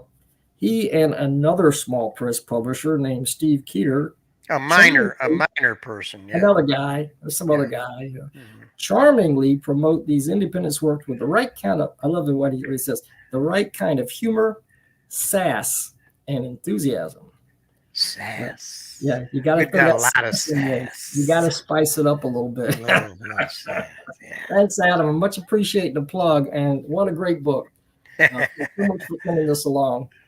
It was a lot of fun to draw, let me tell you. A lot of fun. When you've got a story, I can draw it much better than when I've got to come up with the story. Because I'm the kind of guy, I'll get an idea for a story and I'll do 3 panels and I'm going, well, now what do I do? But if it's written for me, I can do it. I mean, do you work from a script? Do you usually, when you draw, do you write a script first, or do you just an outline? I draw an outline. I write an outline so I know the beginning, the middle, and the end, and I fill in. Yeah. Okay, then you kind of wing it as you go. Well, that's good. Here's an example of that. Yes. This is 19th century detective. This might be the best zine that I've received lately. 19th Century Detective by Larned Justin. Yeah. This one, the episode is called The Gypsy Queen, and apparently you haven't published this in like a decade, right? Right. The last ones were in 2006. Number of things happened, and I kind of quit doing things, and I decided to bring this back. That's why it says book 3. It is book 3, but book 1 and 2 are from 2006, and I only have maybe a couple copies left of that. But and this is what's nice about this is Thomas Ahern did the inks. That's right. Thomas Ahern did the inks in here. Now he didn't. I did the first few pages, and then he takes over doing the inks after that. And then Tom Fellrath did the layout and everything. How it's laid out. He did the scans for getting it printed and all that. Quite a bit of work he did. Really appreciate both of those guys working on this. That's a beautiful looking zine. And you have this great story. You have this continued from the earlier issues. It's a continuation. But you don't need the early issues to figure out what's going on. One reason you don't need it is because I have a character profile on the inside cover of the main characters here. Lane Brain, that's the Sherlock Holmes type character. He's a detective, a retired detective. He's retired detective. He's 6'7" tall, and even though in his mid-50s, is still a formidable figure for any criminal to face. You got 4 main characters: Professor of Criminology John Leesburg, who's Lane Brain's, I guess, one of his best friends. Right. Anderson Catwell, a 42-year-old inspector and a chief investigator for Scotland Yard. Yes.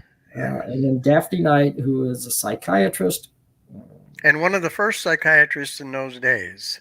Women usually weren't in those kind of positions, but she is. And they all get involved in this adventure. There have been a series of murders. And they go into a warehouse, and it looks like, you're on the same page? No. Go ahead. Okay.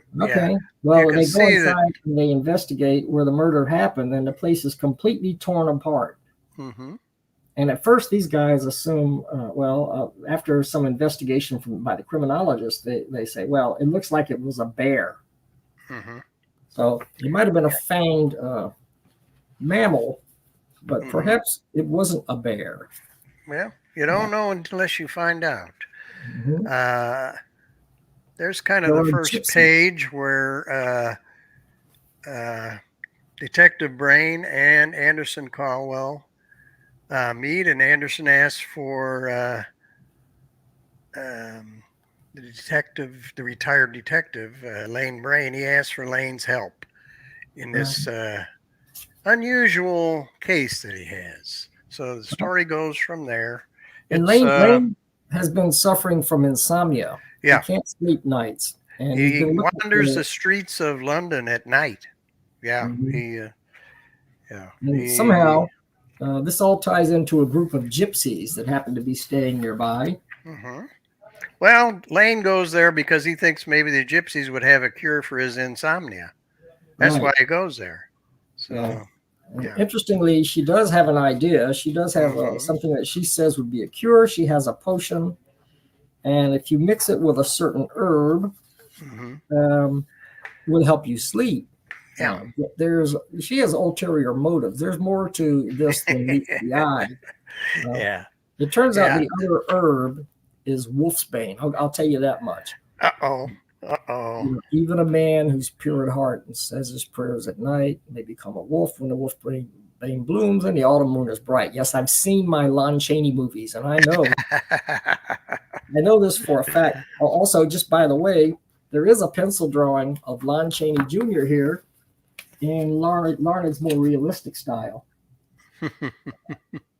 Excellent. Yeah, that's Lon Chaney. Yeah.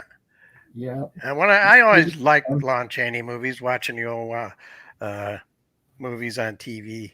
I have all those old Universal movies. All those are great. The Dracula movies. Those were just classic. Yeah. So this is 30 pages, and then a couple extra pages with the drawing of the Wolfman and some other things. But 30 pages. The cover price is $7. Postpaid. There's the werewolf. Oh boy, you gave it away. Okay. That's okay. Once they brought gypsies and wolfsbane, it was like the old Universal, not totally predictable, but it's in that same vein. I might say vein. But it kind of reads like, and even Sherlock Holmes. You remember the old Basil Rathbone? Yeah. Well, movies. The early issue referred to Sherlock Holmes. He was a contemporary of Lane Brain, but he had some drawbacks. Mainly, he was a drug addict, so they didn't want to bother with him. So they went to Lane Brain to get some help from him. Solution. He was addicted to cocaine. Yeah. And that's covered in the first two issues, but those are kind of out of print. But okay. Anyway, I can't give everything away. The gypsy claims that she's trying to help. The potion will help her control certain animalistic instincts of certain people. But there's more to it. So there is a surprise at the end. Yeah. And you did a great job. The script is terrific.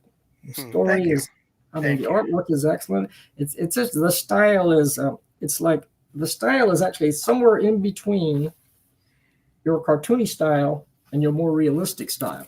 Yeah. But it really works. It is a comic book, but it's not supposed to be funny. And it's not funny, but the cartooning style stays with it. Yeah, I don't try to be too realistic. But Thomas Ahern helped a lot with those inks. He's I don't consider myself much of an inker, and this is in the 1800s. Here you have the good guys. It starts to get exciting. They're off on horseback. Yeah, they're headed to the woods and horseback. Yeah. Headed for a wolf's cry, it says. Look at this artwork. That's really nice. That's really, I like the solid blacks in the background. The gypsy woman. Yeah, look at that. That's expressive. Thomas Ahern helped with that. It wasn't quite that. The pencils weren't quite that good. Oh, you don't think so? Not quite. He really helped with the inking on that. So great job, Larned. Thank you. So you guys want to order this? It's $200 per issue. 200, yes, because it's a collector's item. Yeah. But Larned will give you the ordering. And don't forget, we will have those at Space in Columbus, Ohio, in June, and I will have that comic there. If you're in Columbus, stop by, pick up an issue, because we will have that along with some other comics that I have. Oh, and also this will be there.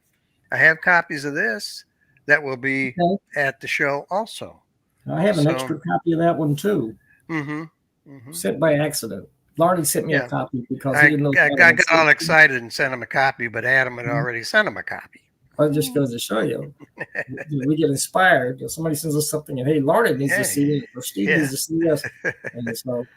And we send them to each other, but that one I went a little too fast. So anyway, that is pretty much it for us for this episode. We'll be back with episode 42 when we have some comics to show you. You didn't mention Patreon, did you? No, we're not. Okay, we're not going to mention that. No. Not yet. So anyway, if you want to talk about it, go ahead. But no, I'm not. Right now, the show is free. Even if we have a Patreon page, the show is still going to be free on YouTube. It has nothing to do with that, right? And we're just looking into Patreon, so we haven't gotten too far. We are looking into it, and we will let you know more along those lines later. But the next episode, like I say, will be 42. If you're a creator, if you'd like to send us your comics, we will certainly feature them on here. So that is going to be it for us. You got anything else, Steve? No, we'll see you guys at Space. We'll have probably a couple more episodes before that. We'll have. I know there's some stuff on the way. Other people have told me they're sending. Yeah. No, there'll be a number of episodes. That's not till June, so that's a ways off. All right, we're going to say goodbye, and we will see you next time. Well, hi, and welcome to episode 42 of Talking Small Press Comics. That's Steve Keeter, and I'm Larned Justin. And this is a very special edition of Talking Small Press Comics. We're going to be featuring the recent work of small press pioneer Steve Willis. And hopefully you know who Steve Willis is, but by the time we're done, you are going to know who he is. Yep. So we're really looking forward to this issue. Steve is a very, very witty fellow, and his comics are very different. So we're looking forward to this. Now here's what we've got. We've got all of these. These are all Cranium Frenzies from Steve, and these are fairly recent 2022 and 2023 editions of Cranium Frenzy. So we're going to have some fun. So what do you want to do first? You just want to go in order with number 11? We can go in order. I saw something where Steve said he hadn't done Morty the dog since 2003. Yeah. He sent me, I don't know, he may have sent you a letter. He sent me a letter. That must be it. Yeah, and it does say that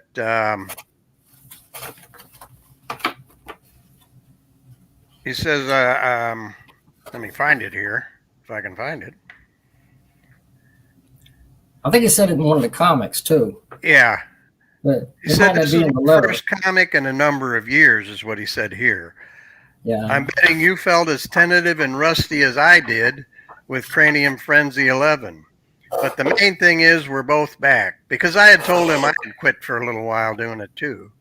And he said, well, we're both back. So I was out of it for a little while too after the so we were all took a break. Yeah. And so he's back, we're back, everybody's back, and we got Cranium Frenzy number 11. From 2022. This is the back of one of the envelopes that he sent.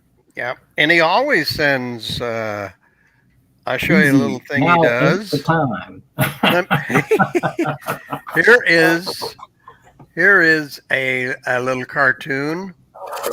Henry turned his house into a shrine for Buddy Hackett. And this is, he puts a little thing on here that this is Morty Comics number 6015, if you can see that. Wow. 6015, and he takes these who are on the back of random cardboard, and he hides these all over McCleary, Washington, where he lives. Every time he draws one, he goes out and hides it someplace. He doesn't care if people, if people find it, great. If they don't ever find it, great too. Yeah, you told me. I didn't. These astounding numbers. Like this is the envelope for Morty Comics number 6100. 100. Yeah. Which actually it's like a series. It's like a bunch of luggage tags or something. It's a bunch of little.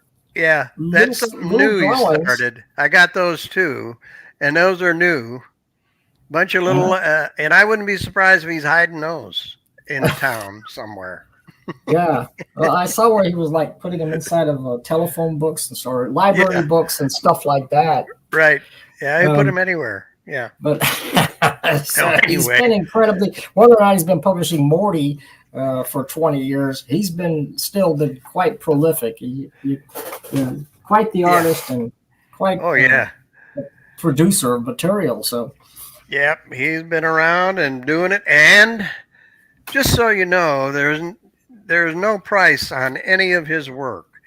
He expects a trade if you want his work, or postage, or anything like that. But he there's no price. He just sends them out. If you get on his mailing list, you're going to get one of these. So keep that in mind. Anyway, this is number 11. Yep. And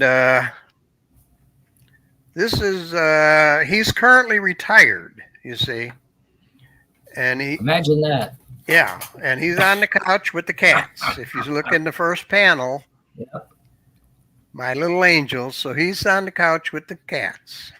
And he says, life has been good since retirement. Wage slavery, no TV, no internet.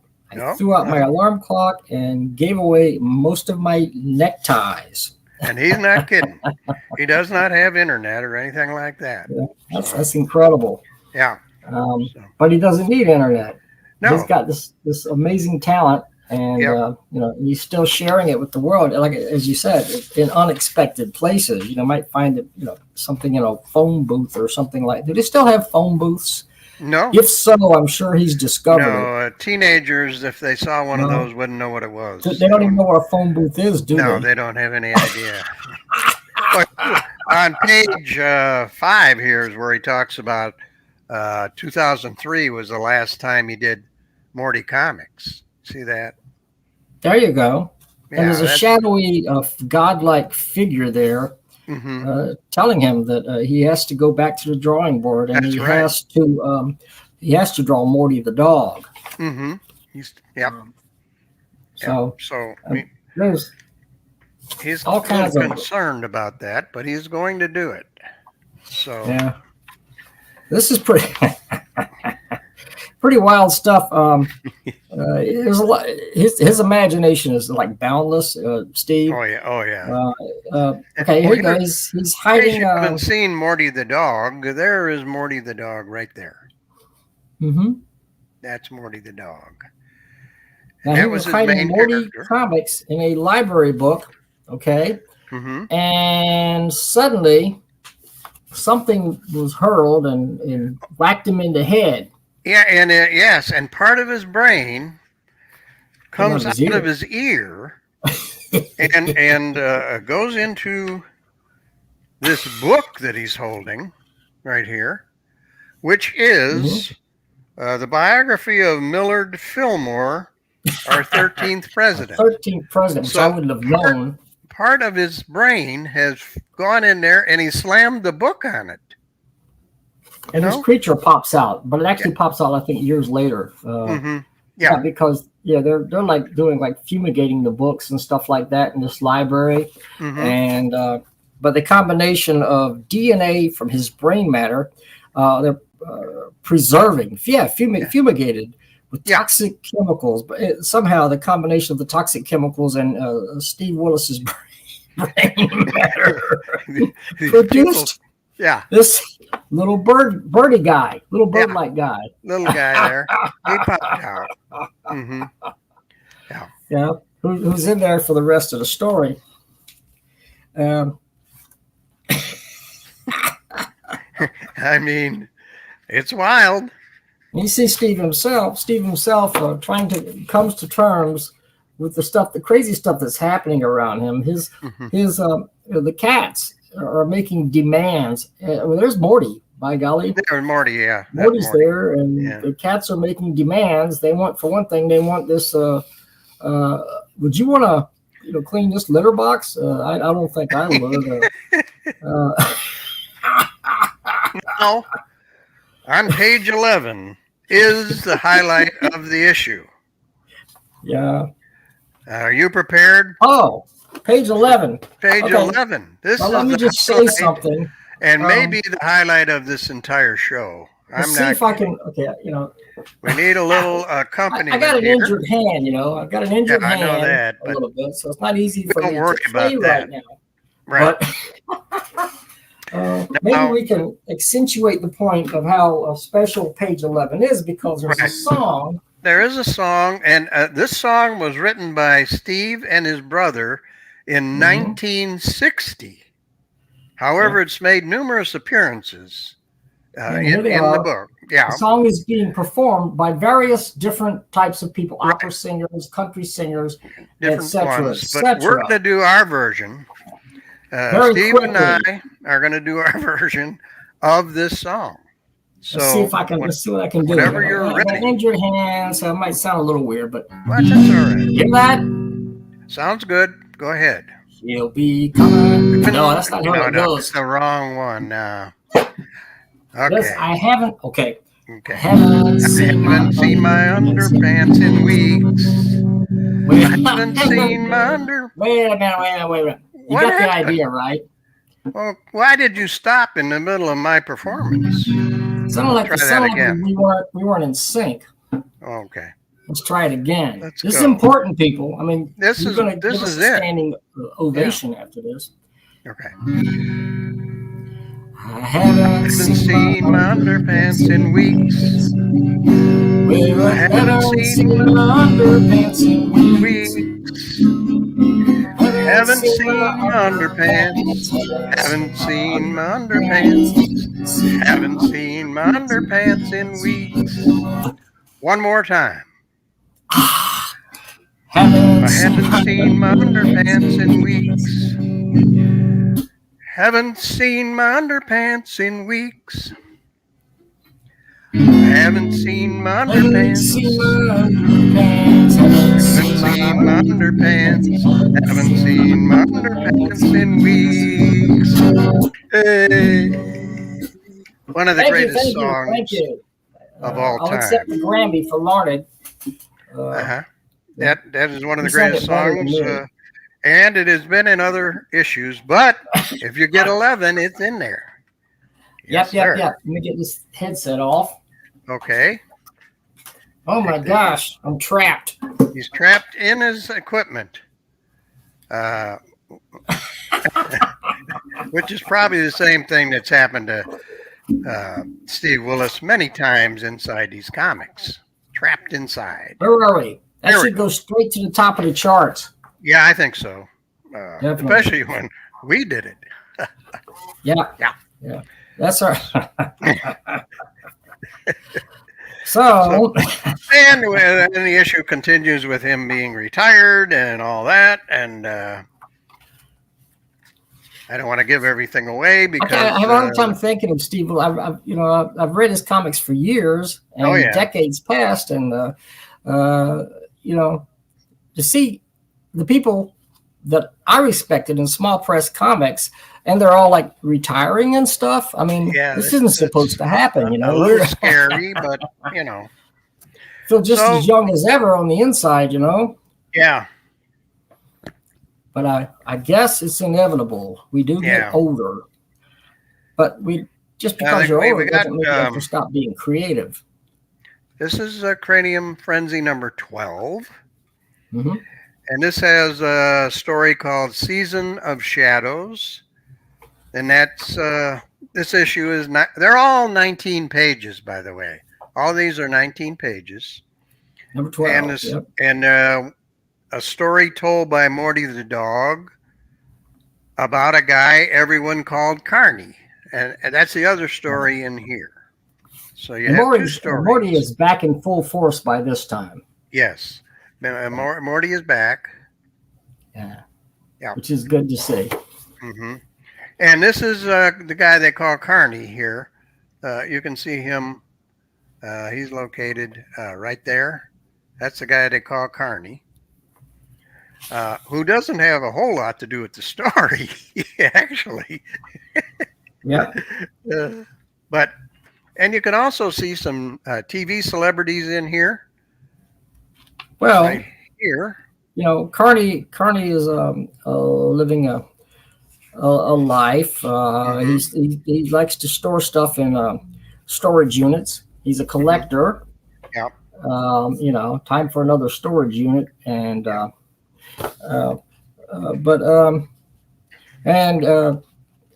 Morty says Carney was not an evil or a good guy. He just was. Mm-hmm. But everything changed when on a special day, something deliciously bizarre took place. Rod Serling appears on his television set. Yes, that's what it is right there. Rod Serling traveling through another dimension, a dimension not only of sight and sound, but of mind. Right. A journey into the wondrous land of imagination. Next stop, the Twilight Zone. And that's at the point where that is what triggered. Everything changed. Carney's been mistreated by certain rude jerks. Right. And but overnight, all the jerks, narcissists, self-entitled and self-absorbed people in the world became not that way. And Carney himself, not that way.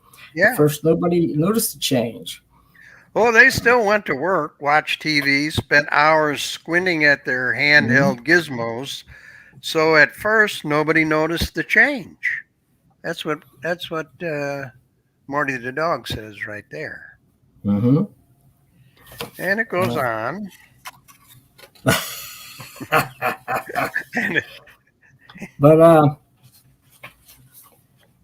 me see, because this is not a normal story. Certain industries became extinct: guns, coal, computer games, meatpacking, tobacco, alcohol, antidepressants, drugs, etc., etc. Inconceivable. It was almost too good to be true, says Morty. Yeah, almost too good to be true. And it was. So what was remaining on the planet after the a-holes were converted to phantoms? The meek. And he introduces a character here, Melbourne P. Wafflepoofer. Oh, yes. I like some of the names. Wafflepoofer is right down here. Some of the names that Steve right over comes here up where with. my hand is here. That's him. Yeah. But Mr. Peepers is in the TV up here. Did you notice that? Remember Mr. Peepers? Mr. Peepers. Yeah. I've heard of Mr. Peepers. I don't think Wally I was a Mr. Peepers. Peepers fan. So yeah, that's who's on the TV there. Yeah.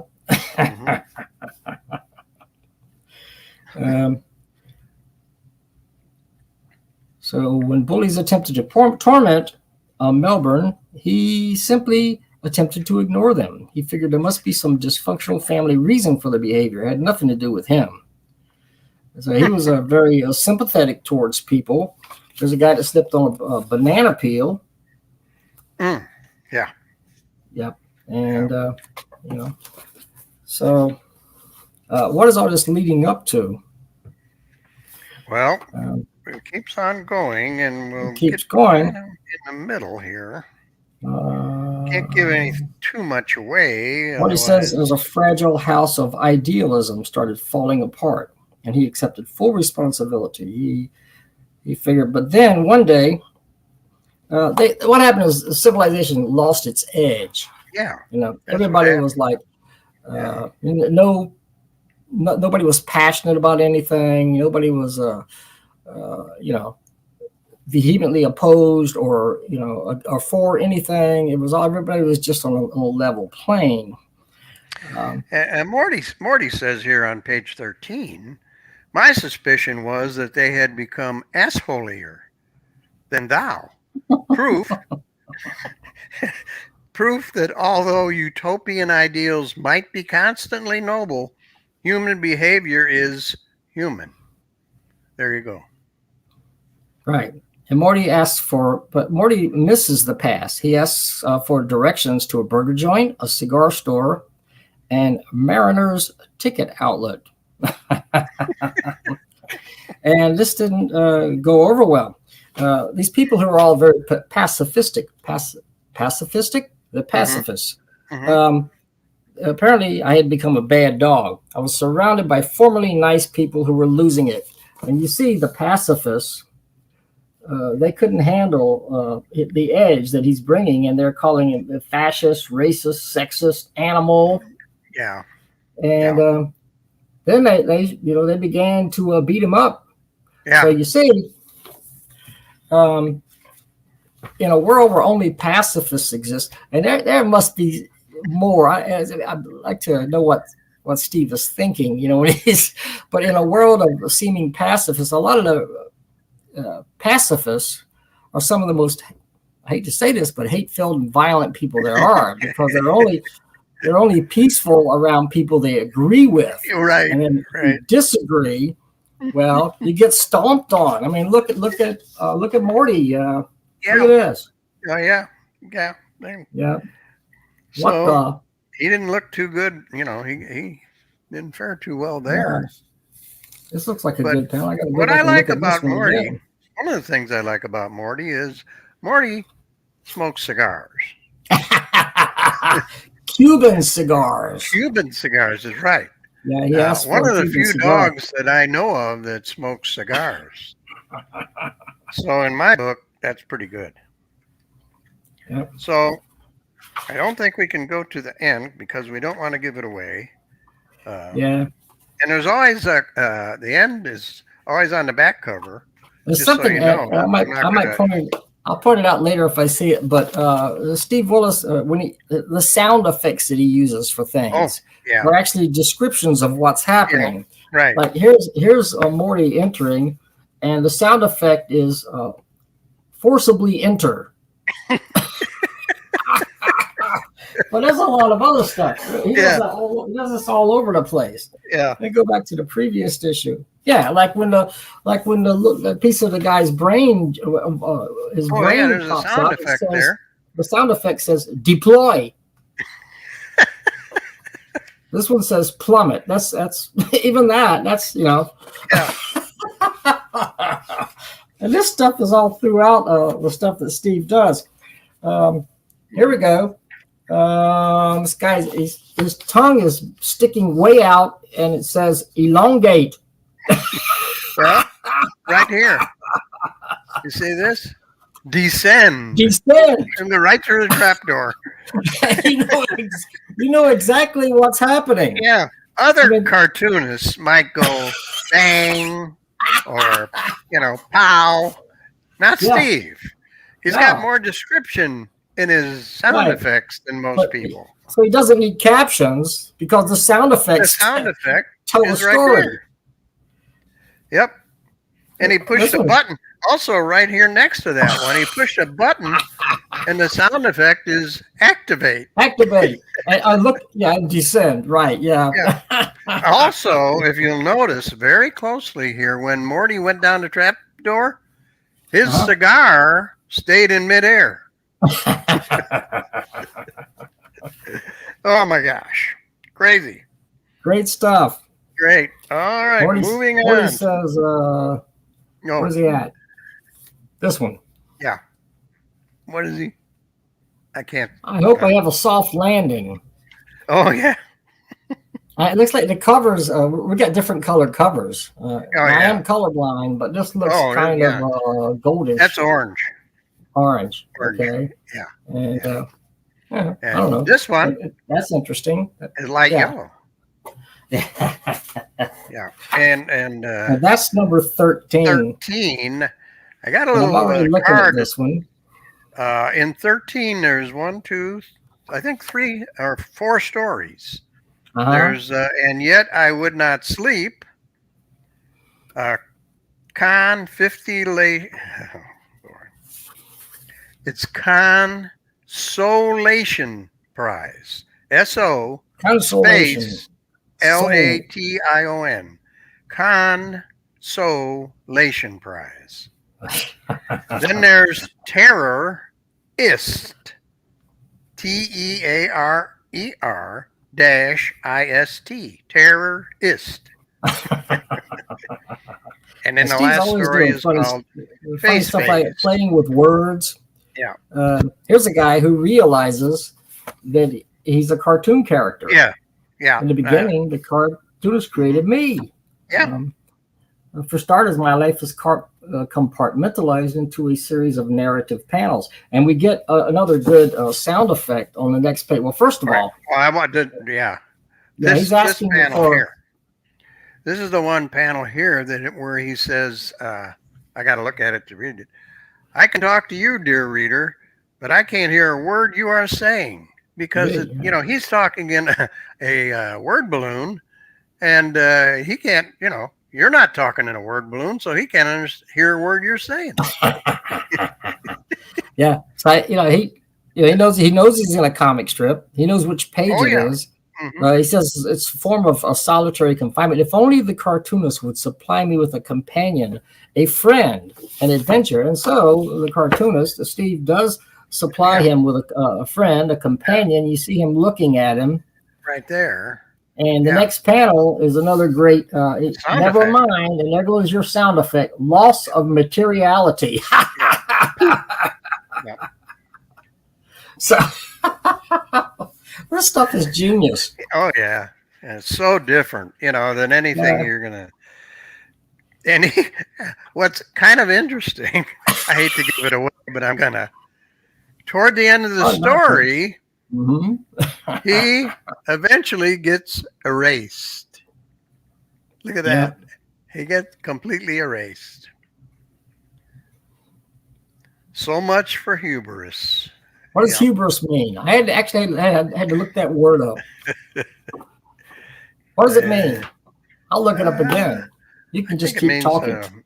Humor or something, maybe. Hubris definition. Okay. It means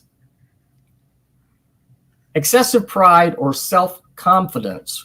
Oh. So this guy was pretty confident. Unfortunately, that's what this guy had, but he did get erased. So. No matter what happened, he figured he'd still be there. He'd be there for all time because he's a cartoon and people look into the future. He didn't count on, Look at him looking at the eraser. Uh-oh. Oh, coming right at him. Yeah. So. And the next story is called the Nobly Prize. And it's about a leprechaun. Mm-hmm. A little leprechaun there. Yeah. A leprechaun with a frog growing out of the top of his head. That's right. Over here, yes, there is a frog growing out of the top of his head, as you can see right there. The doctor's looking at this. This is an interesting had to go check it out. Yeah. And there's another sound effect. Remove. So the doctor was pretty simple to remove it. He just took it off of his head. Yep. I don't know how much it costs to have the doctor do that, but it didn't seem like he did much. He just took it right off his head. And the frog is made out of clay, like the kind designed for school children. So he had a clay frog on his head. It posed no health hazard, was merely placed on your cranium, you are now healed. So, also, you are a very silly person. Yep. So the doctor gave him heck. Yeah. And he sings a song. He's so happy. Yeah. I don't know what this goes like, but there was a frog on my head, but I rolled him into a ball after him. Now he's dead. Ate him. Now he's dead. Not magically delicious at all. But it was a leprechaun. If we would have known the tune, I'm sure we would have sung that. But he doesn't give us the tune to sing that by. And this is a typical. These little faces. Where am I at? It's hard to do it. Maybe I can't move your fingers in the right place on these. Yeah. Right there. Yeah. Those little faces. Those little happy faces. All around the guitar. Throughout Steve's work. Those types of happy faces with the large noses and stuff. That's kind of a trademark, I think. Just funny stuff that keeps appearing here and there. I guess you twist their heads to tune the guitar. I guess so. That's what I would think. Yeah. So a lot of crazy stuff in this issue here. Oh yeah. Then we move on to a story called The Anchor. Right here. And that's and then the thumbnail sketch after that. Oh yeah, the thumbnail sketch. Let me get There's over a thumbnail to that. With a little face on it.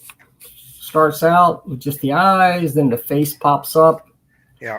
And in the thumbnail, he's kind of arrogant. He says, "Obey my will, human. You are under my thumb. I am all powerful and eternal." But yeah. A pair of nail clippers takes care of that. Yep. Snip. And there he is. And there he is in the end. I mean, this is wildly creative and bizarre stuff. And at the back of this book, I like because it has Cranium Frenzy bloopers. Bloopers. On the back page. Yep. And the thumbnail guy pops up again in the bloopers. Yeah, he's part of that. Yep. He had a big case of the giggles, I guess, when he was doing his thing, because apparently he must have had to do it over when the thumbnail was giggling. Yeah. So. Oh my gosh. Oh, Steve. This is nutty stuff. And we can move on to number 14. Number 14. Number 14. Yep. That's what mine looks like. You see these little teeny guys, all these little teeny men. They have a place in the book. There's a story. Look at the face on the character there. Yeah. Besieged by all these little men. But yes, indeed. You know what? I read the what was in 13, but I read what was in 14. Those stories I read were in 14, not 13. Okay. So I screwed that up. No, that's all right. I don't think it makes much difference. No, they're all great. I mean, they're all great. You sit and read them all in one setting. Like I sat here and laughed for a couple of hours last night just reading through this stuff. Yeah. This is out of this world crazy and hilarious stuff here. Yeah. Let me see what's going on here. I was first alerted something was up. Myrtle, the party hat cat lady, was moving faster than normal. And there she is. Myrtle. Oh, yeah. Yeah. The party hat cat lady. Now, what's this? Some guy singing a song. This guy. Meanwhile, aimless behind it was a strange man in pajamas was behind her. Singing show tunes with great gusto. And there are the strange men in pajamas. And they call the wind Maria. Remember that song? Mariah, wasn't it? Mariah. Well, Mariah. Mariah. Yeah. Which is, at one point, the wind picked up. He was singing show tunes with great gusto, it says. At one point, the wind did indeed kick up, and with that, he dispersed a fistful of some kind of dehydrated flakes. You see that? Yep. As he He did so, called the wind repeated, Mariah, and then threw those flakes into the wind. And then he starts repeating the word sleep in a staccato machine gun style. I'm not sure how that would sound staccato, but it's sleep. Yeah, like that. Something but like sleep, that. Sleep. He keeps repeating the word sleep. Yeah. After several minutes of this, he stopped, furtively regarding the frightened residents peering from behind their curtains, and descended into a manhole. So he took off after throwing flakes in the air and all that. But the narrator, because there was a narrator here, who says, I quickly ran out, collected a small pile of the flakes. Upon adding water in my kitchen, the flakes began to undulate, squirm, and then, here we go, formed themselves into hundreds of tiny little men. And there they go. There's the tiny little men. Yes. And they're all going, sleep, sleep, sleep. Yeah. In an attempt to thwart them, I tried using the vacuum nozzle to scoop them up, but somehow that only served to increase their number. Oh my gosh. Vacuum nozzle, yeah. It just made it worse. I mean, never try to, I knew that. You never try to vacuum up little men. I already knew that. And this guy tries to get away. He runs he sees a bus. So he runs to the bus, and guess what? The driver of the bus is the guy in the pajamas, the pajama-clad guy. Oh, yeah. Yeah. So, horrible situation. I mean, I can say you can't make this kind of stuff up, but Steve Willis did. Steve did. Yeah, you can't make it up, but Steve did. So and it becomes, some of it's really weird and dreamlike. Yeah. Like, this guy looks down at where his left hand was, where his hand used to be, and his left hand had become the head of a monkey. Yeah, right. I mean, yeah. Oh my gosh. I mean, I could never think. I would never. I think I'm an okay writer, but I never came up with crazy stuff like this. Nothing like this. No. Yeah. I see consolation prize. You were mentioning that, and this is kind of out of context, but I like it. It's grappling prongs shot out of his nose, and the sound effect here again is deploy. Deploy. And there's another sound effect below that one: rapidly eject. Rapidly reject. Yeah. So. This guy, the consolation prize was a box that the guy found. Inside of the box was his new son, a little kid with a square head, just happened to be delivered in a box. And that's his son. Now, you remember I told you that he draws little cartoons and hides them all over in McCleary, Washington. Well, here is Steve. I can show you this. Hiding one of his comics. Somebody comes along and seizes the comic. You can see right there. And then it says, Rassenfrasen, Riggeragum, Despoil. And the guy rips the comic and throws it on the ground. And the title here is The Terrorist. The Terrorist. So apparently he knows what some people do with his comics when he hides them. Steve says the story you're about to read is 84.3% true. The names have been changed to protect the guilty. Anyway, you can see what Steve looks like right there, because that's Steve. That's him. Hiding the Morty comic.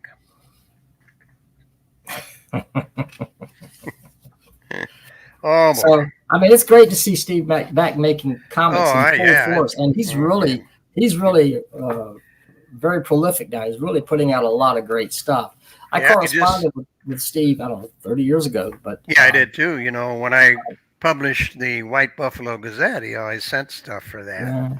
And like I said, Larned and I, some of us disappeared for a while. Tom Felrath was out of small press for like 25 years, and he popped up recently doing great stuff. Yeah. And once you're in small press, you don't ever really leave it. No, you can't. You can't leave it. I think he found out you just can't leave it. It just comes back. You have to come back. Yeah. And here's number 15. How would I say that? Number 15. Again, 19 pages. They're all 19 pages. They're all free. Free for trade, free for stamps or anything like that. And this one is about Milton Teagle, right in the first page. Now, you may recognize Milton Teagle because Milton Teagle is his real name. But guess what? What was his TV name? Richard Simmons. Yes, Richard Simmons. That looks like Richard Simmons to me. And it looks like him. Yeah. The exercise guru. Mm-hmm. The very fey and rather effeminate exercise guru, but he was he was really funny. And he disappeared from the scene for a long time. This guy knows where he went because he went in this guy's attic. He's up in the guy's attic here. This guy right here. Yeah, him. Richard Simmons is living in his attic right now. Here's a this guy he moved into his old house or something here. I don't know, but anyway, he says a few years ago I started to hear strange sounds in my attic during the dark, quiet hours. At first, he thought it was raccoons, but then it crossed his mind it must be Milton Teagle. Of course, it would have who to else be. would it be? Well, who else could be making strange sounds in the attic? Exactly. So, well, he says the guy says here. First of all, I live in a single-story old house without a real attic where you can store stuff. So far as I know, all that is up there is a deep insulation and heating ducts. He must be very cozy. And there's a picture of Richard up in the attic, and he looks cozy. He's up there, and I think he's fine. Richard Simmons up there in the attic, and that's okay. And the eyeball tree in my backyard, there's a small tree that grows eyeballs. And when you walk by the tree, the eyes follow you. It is a bit disconcerting. That's right here. Yeah, that would That's be. the guy that lives in the house where Richard Simmons lives in his attic. He has an eyeball tree. Okay. This one, I'm looking through it again here. I read this one late last night. But Morty pops in. A lot of strange stuff goes on. Yeah. It gets trippy and bizarre and otherworldly. Clown classic, involved. Classic drawing of Morty here. Oh, yeah. That's Morty. Ooh, yeah. Yep. Mm-hmm. And naturally, it wouldn't be a humor comic, a little pie throwing. He throws that in. That's cool too. When he hits the guy, the pie goes, a sail. Yeah, I'm remembering this story. I'm trying to find it. There was a pie throwing machine somewhere. It's right there. It's right at the top of the page. There's a pie throwing machine right there. There it is. The perpetual pie throwing machine. So whenever you need humor, you go to the pie throwing machine. There it is. And when you find the next sound effect, something is amiss because it says disorder. Well, yes, something happened to the pie machine, and pies are going everywhere. People are running for their lives. it's making a noise that says disorder. And chaos. There's another one. Chaos right there. Yeah. Disorder and chaos. In the interior back cover is the Buttercube brothers. Now they're in a car and they have a problem. they realize the heat is on in the car, and they begin to melt. Yeah, just a bit out of butter. Yeah, I mean, what else would happen? The guy says, "Hey, could you turn the knob on for the radio?" And the guy turns on the dang heater. Yeah, he says, "I think that was the knob for the heater." And they're down here. They're you melting can see them away. melting and melting. Yeah. Okay, can't tell you, and can't give anything else away, but oh my gosh. Oh, come Comics, on. the back cover here, comics for cats. Yeah. Yeah, very clever. There's a squirrel. There's a goldfish. There's a bird. There's a mouse. Chicken flavored kitty meal. So, comics for cats. Show this to your cat. Your cat can relate to every single panel. Oh. And we know Steve Willis likes cats because he had the 3 cats in issue number 11. So, and that's number 15. Now, there was another one. There was another little gem. Did you get this one? I got probably a different one because these are originals. These are not copies. These are originals. So I have this one. He does these little folded paper things. And these are called Morty Comics. This is Morty Comics number 6007. Holy mackerel. But I do not think it's a prolific. copy. I mean, it could be, but I thought it was original. I may be I wrong. like this one. Here's a cartoon here. Now, Barker attempted to supplement his dull government work by wearing festive headgear at his desk. And this is what Steve drew. This government worker with festive headgear. And those little faces that I told you about. Yeah, there they pop are up again. all over the place. Yeah. Just imagine going into work with that on your head, right? Now, maybe these are not originals, but I know this is for sure. That's an original because it's on this cardboard. He does put original artwork all over on his messages and envelopes and everywhere else. This looks like it is something that was copied. Maybe it was. Long. Maybe it was, but and there's no price on it. There's no title. It's just 4 pages. Well, there is Morty Comics number 6057. Yeah. I like, I'll show you this one. This is number 6001. And the guy says, wow, that's one very funny looking guy. And the other guy says, you realize, of course, I can read your thought balloons. Right. So this is like totally zany, original. There's nothing else. Nothing else. Like there's nobody like it. Or anything, no. Totally original. Yeah. You know, if you think there's nothing new under the sun, he's got it. There's new stuff under the sun. Yeah, right. And this guy's been at it for decades. A long time. He just gets better. Better. So I will put his contact information in the description, his address. But like I said, you send him a trade, he'll send you a comic. You send him some stamps, he'll send you a comic.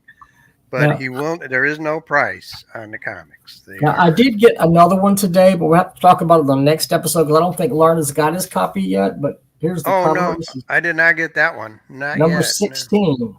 Okay, great. So I suspect you're going to get it. You know, I can't speak for Steve, but I'll bet you do. Well, and maybe. I read it today. I read it just before the show started, and I'm cracking up all over the place. I'm not going to show you.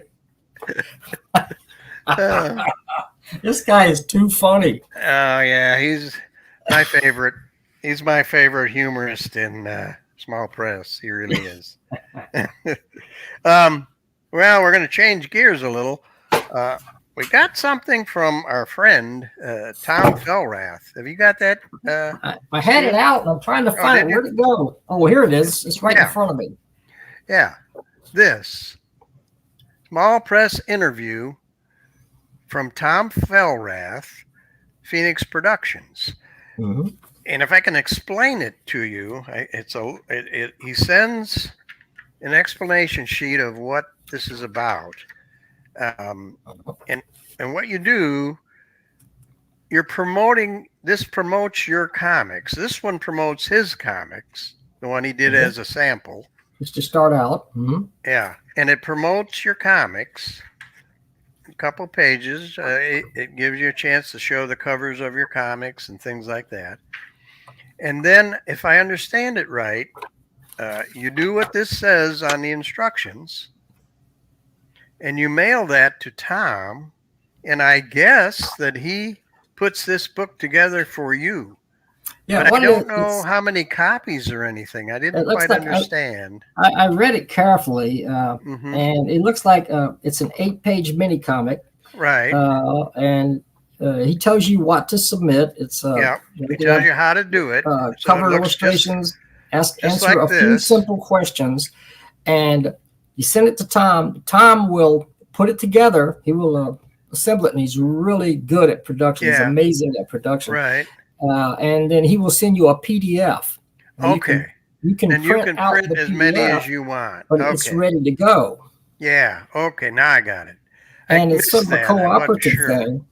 So that I have to reread a little bit, but the thing is, he wants to if there's a bunch of these, and if everybody's doing it, then we can promote each other. Like if you put out a zine, you can take someone else's small press interview, put it in there with your zine, just to promote other people's zines, and they'll do the same for you. So it's a cooperative thing. So you can get other people's.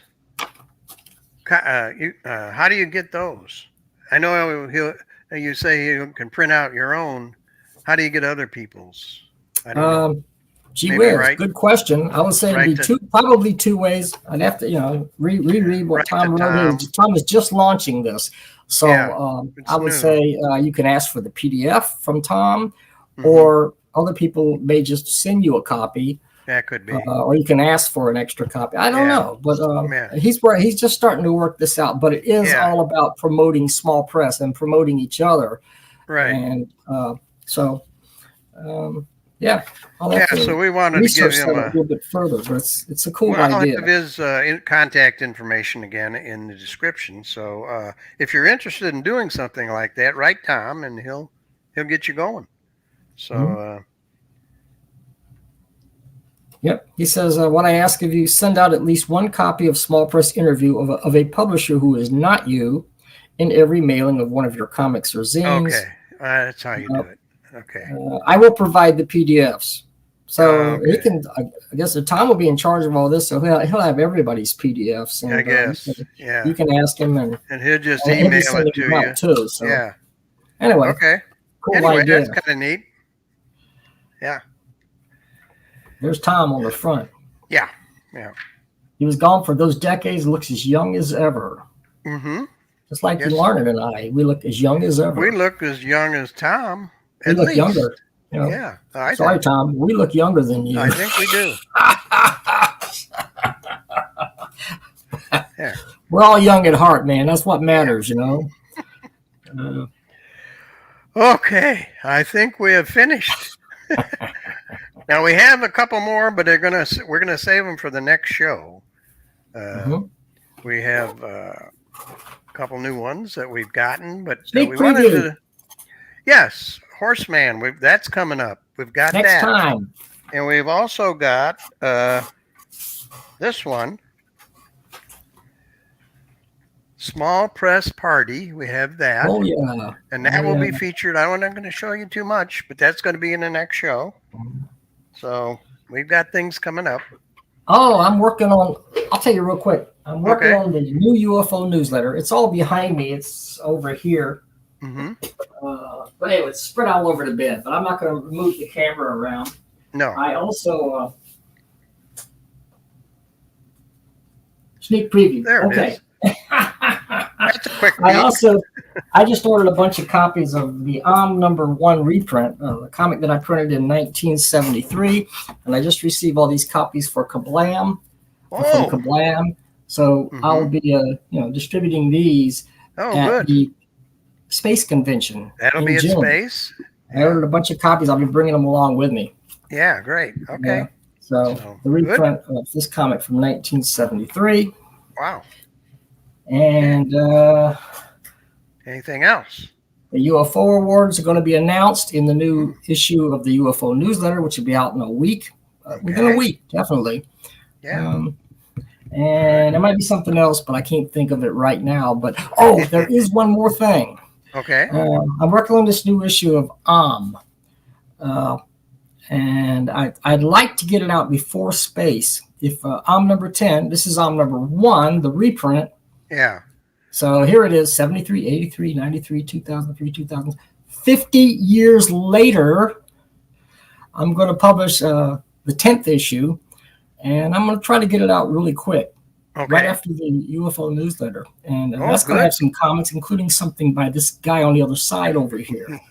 Something by him. Point the other way. You got to point the other way.